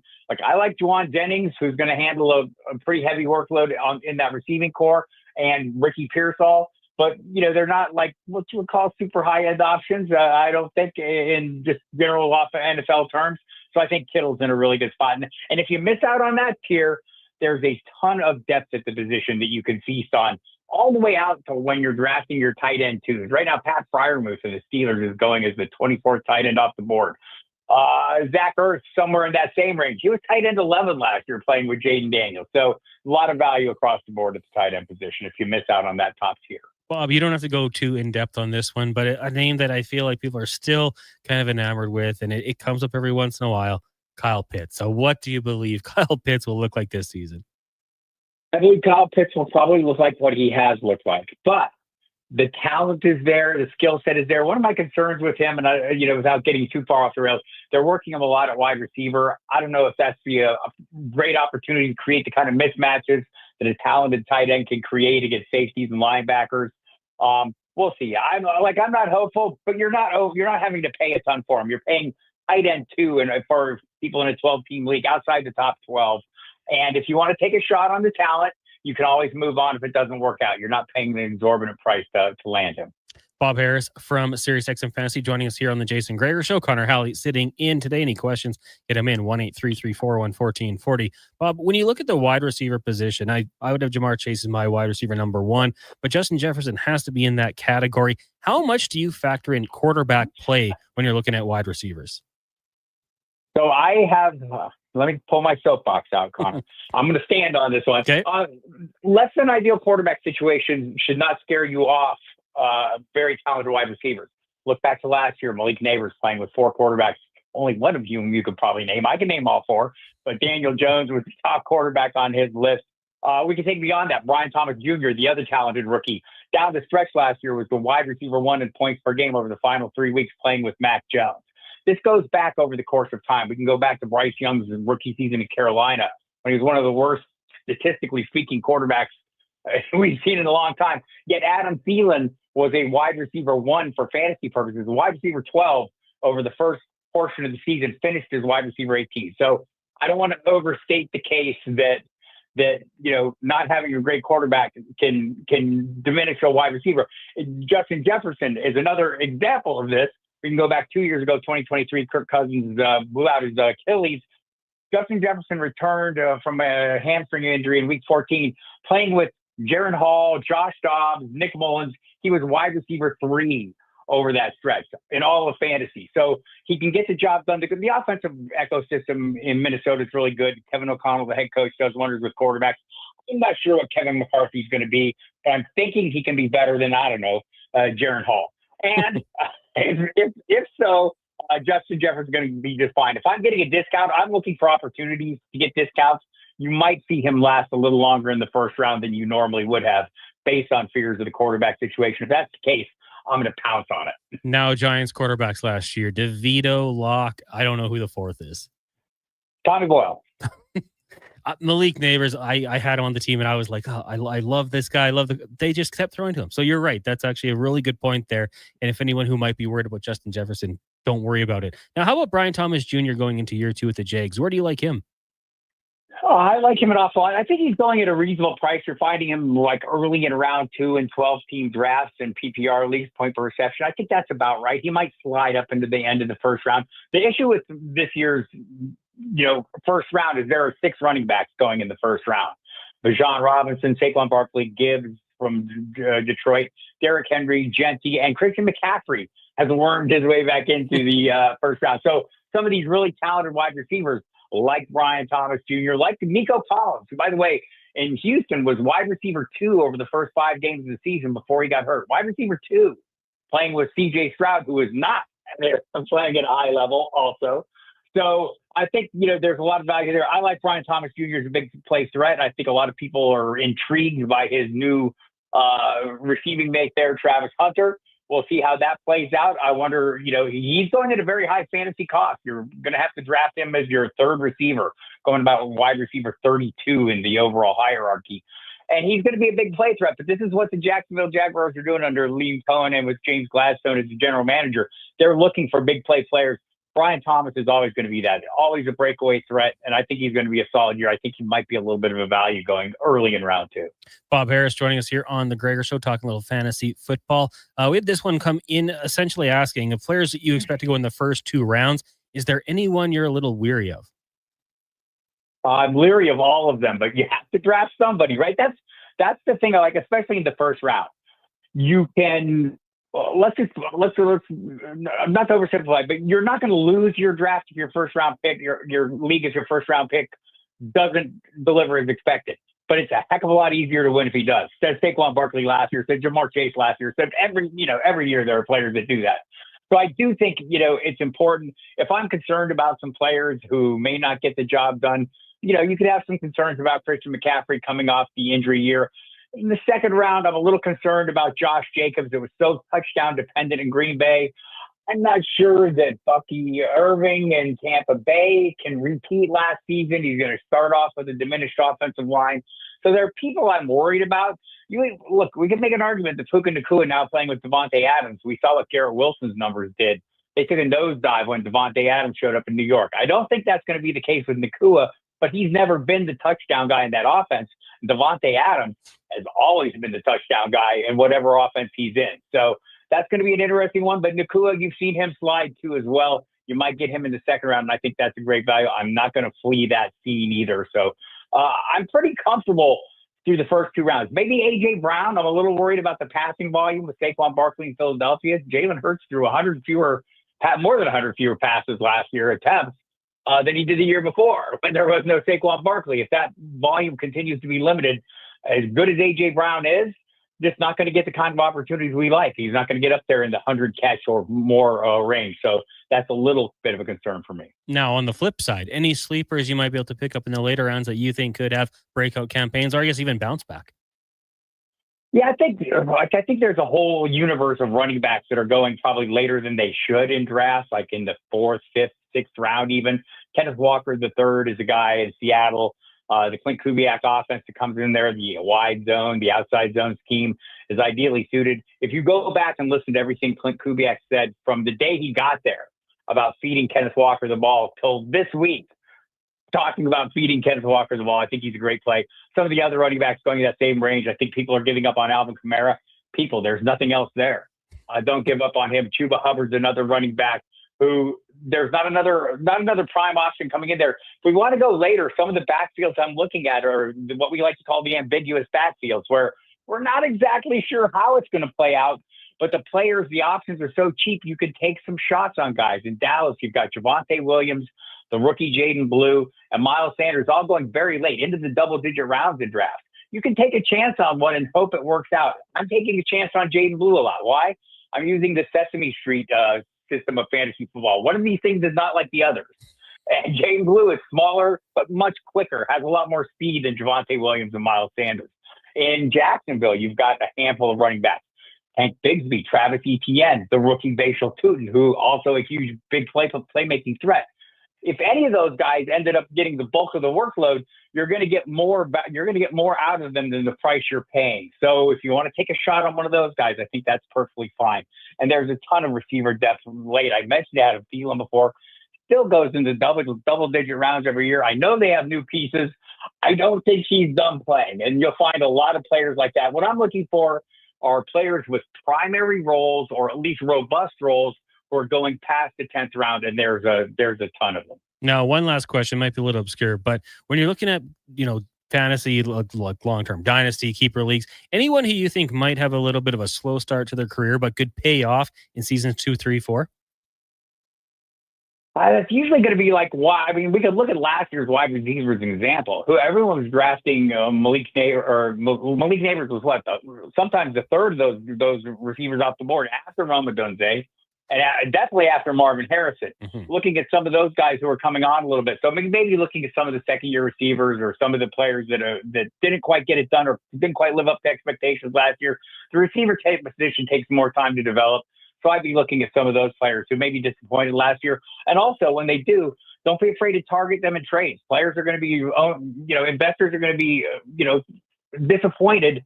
Don't be afraid to leverage that with trades and make some offers, maybe little low ball offers, knowing that the investors are going to be a little bit disappointed, and try and feast on those values. Bob, thanks so much for doing this today. We really do appreciate it. Have a great show tonight. All right, you guys have a good night. There you go. That is Bob Harris from Sirius XM Fantasy Sports Radio. Show gets going at 6 on channel 87 on Sirius XM. And we love having Bob on. Brings the energy for sure. JC says, guys, who will get the most games as Cleveland's quarterback? What happens with Sanders? I think year one, it's going to be Joe Flacco. Sanders, time to learn. Dylan Gabriel, time to learn. Kenny Pickett, he'll be there. the one thing that potentially worries me about the Browns and the bet I made with some of the young kids here, Fenwick and Paulson, about having a better record than the Saints, is that if they do struggle with that really tough schedule for the Browns start of the year, and then all of a sudden they just move on from Flacco, then they're like, screw it. We're going to just play these young guys and continue to stink and maybe land Arch Manning or whatever it might be. Could be a long year. So I'm hoping they can win a few games and just keep rolling with Flacco. Let Sanders develop, let Dylan Gabriel develop and win a few games. But I'm going to say Flacco, JC. That's my final answer.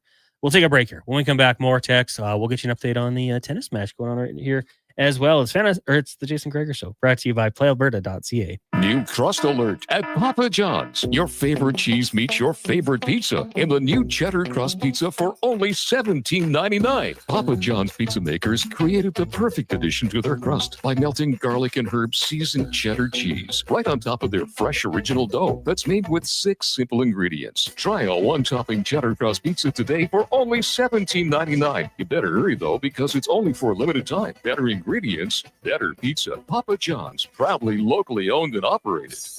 And now Action Electrical's testing team is on defense duty. They're the guardians of safety and compliance, a critical part of any lineup. Precisely. They perform rigorous safety and code compliance testing for commercial operations. Think of them as the referees, ensuring everything is up to standard before disaster strikes. Their preventative plays are legendary, spotting faults early. Hire the Action Electrical team to bring home a win for your project. Visit actionelectrical.net. Out on the rocks, the party never stops. Check it out. Mondays, bingo tunes. Tuesdays, tacos and tequila. Wednesdays, it's wings and karaoke. Shake what your mama gave ya with salsa lessons on Thursdays and the best Latin DJs. Plus, live music every Friday, Saturday, and Sunday, along with DJ Kenny K. Hold on, let's not forget $5 happy hour, 7 days a week. Your bar, your party. You're on the rocks. On the rocks. Chat Brab and 118th. New Jizz Nugget. This is New Jizz Nuggets, brought to you by Legacy Heating and Cooling. What nugget of cooling advice does Nuge have today? An air conditioner works by blowing air across the cold evaporator coil where the heat is absorbed into the refrigerant. I actually don't know what that means. Kind of like Zach Hyman with goaltender interference. Sorry, Zach. Well, you got me there. Get no payments and no interest for 1 year on your new AC from Legacy Heating and Cooling. Proud sponsor of New Jizz Nuggets. Summit Restaurant. Located in the heart of the Silent Ice Center and just minutes from South Edmonton Common, Summit is your destination for exceptional house-made pizza, delicious entrees, and expertly crafted cocktails. Experience the perfect blend of flavor and ambiance in a modern setting. Join us for a straightforward yet elevated dining experience where our commitment to quality speaks to every bite and sip. Make Summit Restaurant your next night on the town. Bringing every project to life requires the right team. By joining the Japa Machinery Group service or sales teams, you can be part of setting a new industry standard. Celebrating a legacy of excellence with Japa. Learn more at japamachinery.com. The sun is shining, the weather's warm, and some of Edmonton's favorite sports are back in season.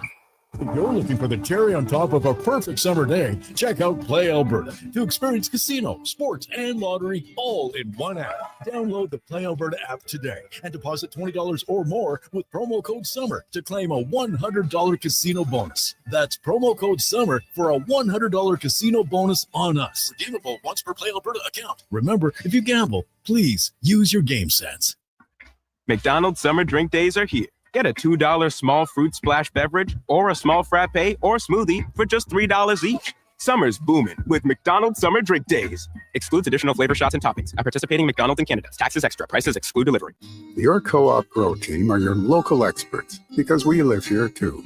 Our agronomic specialists stay up to date with the latest research and technology to help support your entire farm operation. Talk to our team for advice tailored to your farm's needs. We have recommendations to help you optimize your crop yield and quality while enhancing the health of your land. Co-op, we're all growing together. Here for your farm, here for your family. Learn more at coop.crs/farm. What's better than a family reunion? Getting the family discount. At Nisku Ford, you're not just a customer, you're part of the family. And we believe our family deserves the very best. That's why our legendary employee pricing is back. This August, get the Ford you want at the price you deserve with exclusive deals reserved for our closest kin. It's our way of saying, welcome home. The coffee's on. Drive into Nisku Ford or visit niskuford.ca today. Above expectations. Portions of this hour brought to you by Cantork. We offer sale, rental, repair, and calibration of hydraulic, pneumatic, and battery-powered torque wrenches, stud tensioners, and flange maintenance equipment. Order today at Cantork.com. Look good, feel good, play good. It's the Jason Gregor Show. Thanks for listening to Sports 1440. Presented by PlayAlberta.ca, Alberta's only regulated online gambling website.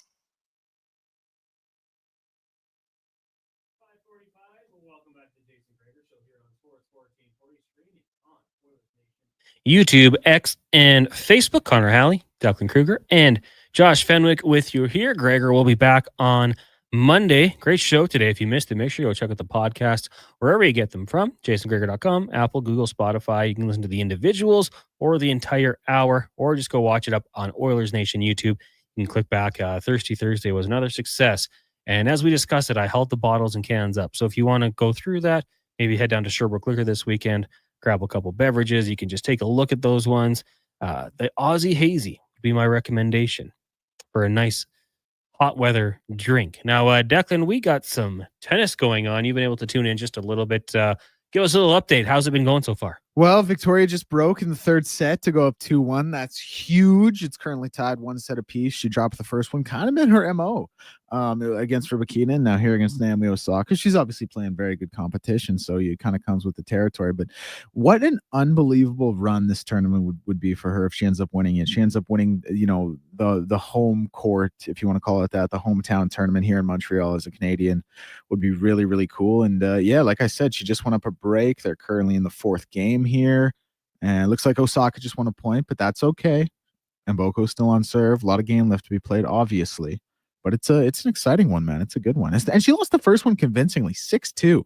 Comes back, wins the second one 6-4, and then like I said, up a break here in the third. So didn't she lose 6-1 yesterday? Yeah, she lost the first set 6-1 to Rybakina. Like you kind of touched on it. Like it really doesn't matter. You can lose. It doesn't matter what the final numbers are, but just kind of the resiliency when you watch her. And in this, hey, you're not McEnroe. I know I don't expect you to give me the biggest in-depth answer, but do you think is this a situation of a young woman playing great and just getting hot at the right time, or is this something could this be the next big name, someone to watch for in every event going forward? Because I feel like we've been teased in Canadian tennis a few times and they haven't been able to consistently do it, whether it's be injuries or other things. Yeah. But I mean, she just grinds. She's never out of a match. Yeah, I stretch to say it's the former, that it might be kind of a lightning in the bottle moment, if you will. Not to take anything away from what she's doing right here, and I obviously don't. I love tennis. I've always loved tennis. It was a sport. I would gather to watch with my grandparents and stuff. Don't claim to be a tennis expert or anything like that. And if she's playing incredibly, but she doesn't really have any skill set that jumps off the page for you that you can point to with some really elite level world talent players. Like most, you can say they have a great baseline game, or they play really well at the net. They have a great return. They have a great backhand. They have a great serve, et cetera, et cetera, et cetera. Mboko is kind of she's very good at everything, clearly. But I don't know if she has one that jumps out to you that, would suggest she can be some long reigning champion. But women's tennis is so wide open, so wide open. Even with Sabalenka and Iga Swiatek, who are the two, for my money, best women's players in the world, they still lose way more frequently than some of the top level men's players lose. You know what I mean? And there just seems to be such a rotating cast of women who can win these slams and who do win these slams. And I think Victoria Mboko can certainly be there in that conversation. She can certainly be there and be a slam champion. Now, can she be Serena Williams? Probably not. Can she be Amelie Mauresmo, Justine Henin-Ardenne? Probably not. But she can definitely be someone who gets there, and we're seeing it right now. She's up 2-1 in the third set, even though it is break point for Osaka. We'll see what happens here.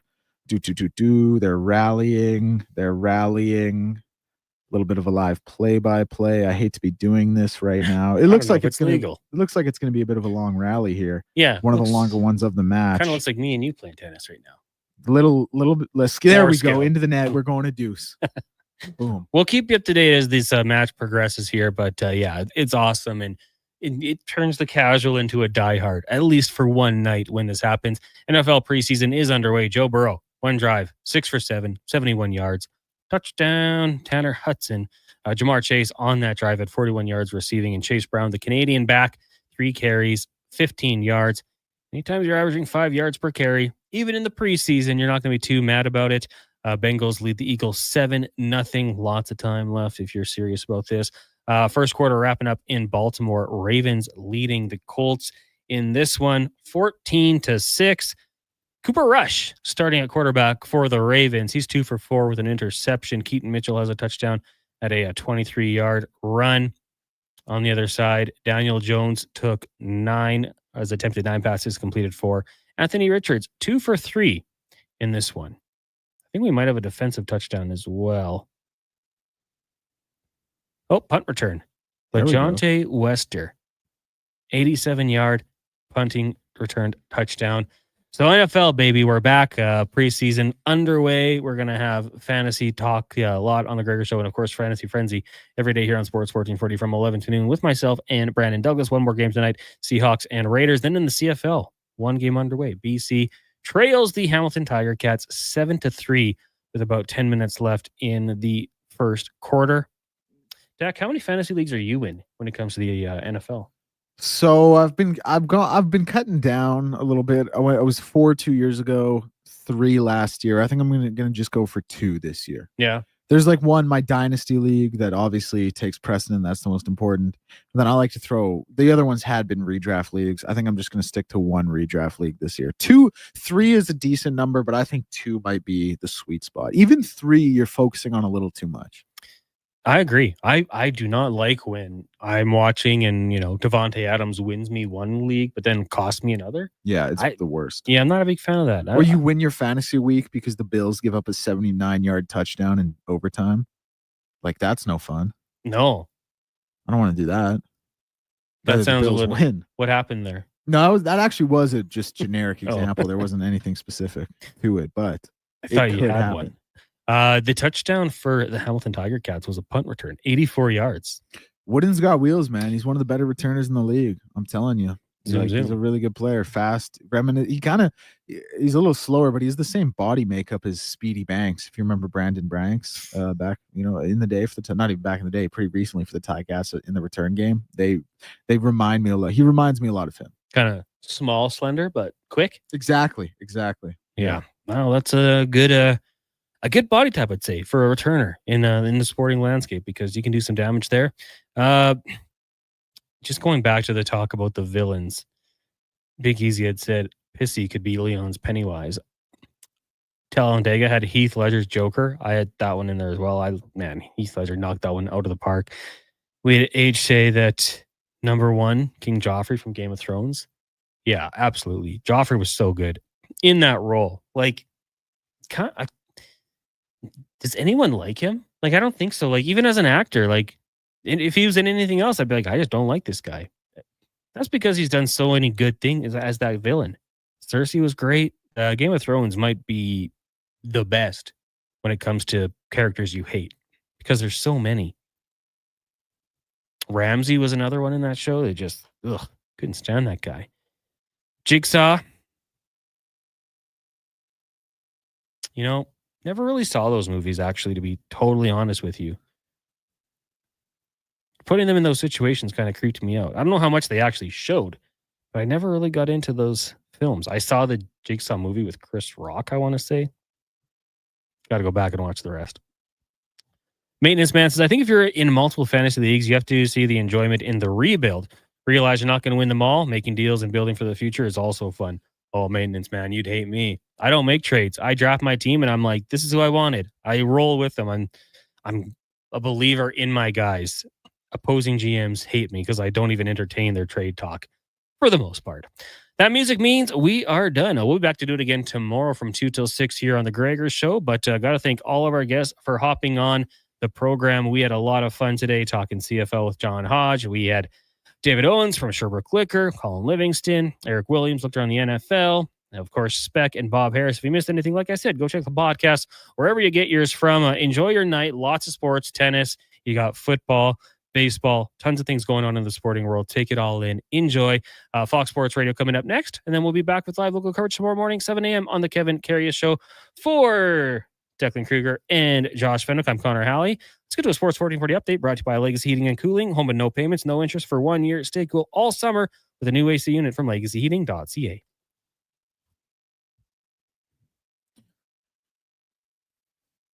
Victoria Mboko and Naomi Osaka currently tied one set apiece in the National Bank Open final. In the fourth game, it is currently Mboko's serve and an advantage in the deuce for Naomi Osaka.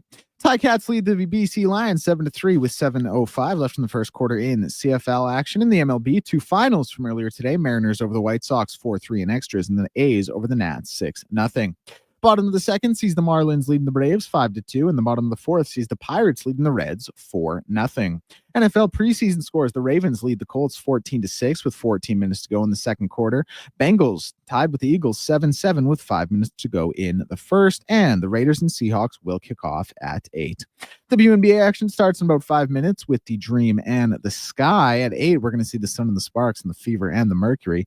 And news from around the sporting world is Charger star tackle Rashawn Slater has suffered a season-ending injury after being carted off the field at practice today. I'm Declan Kruger on behalf of Connor Halley and Josh Fenwick. This has been a Sports 1440 update. Up next is Fox Sports Radio. Live local coverage resumes tomorrow at 7 a.m. with Brandon Douglas and Kevin Carius on the Kevin Carius Show. That's going to do it for us. This has been a Sports 1440 update. Well, you know.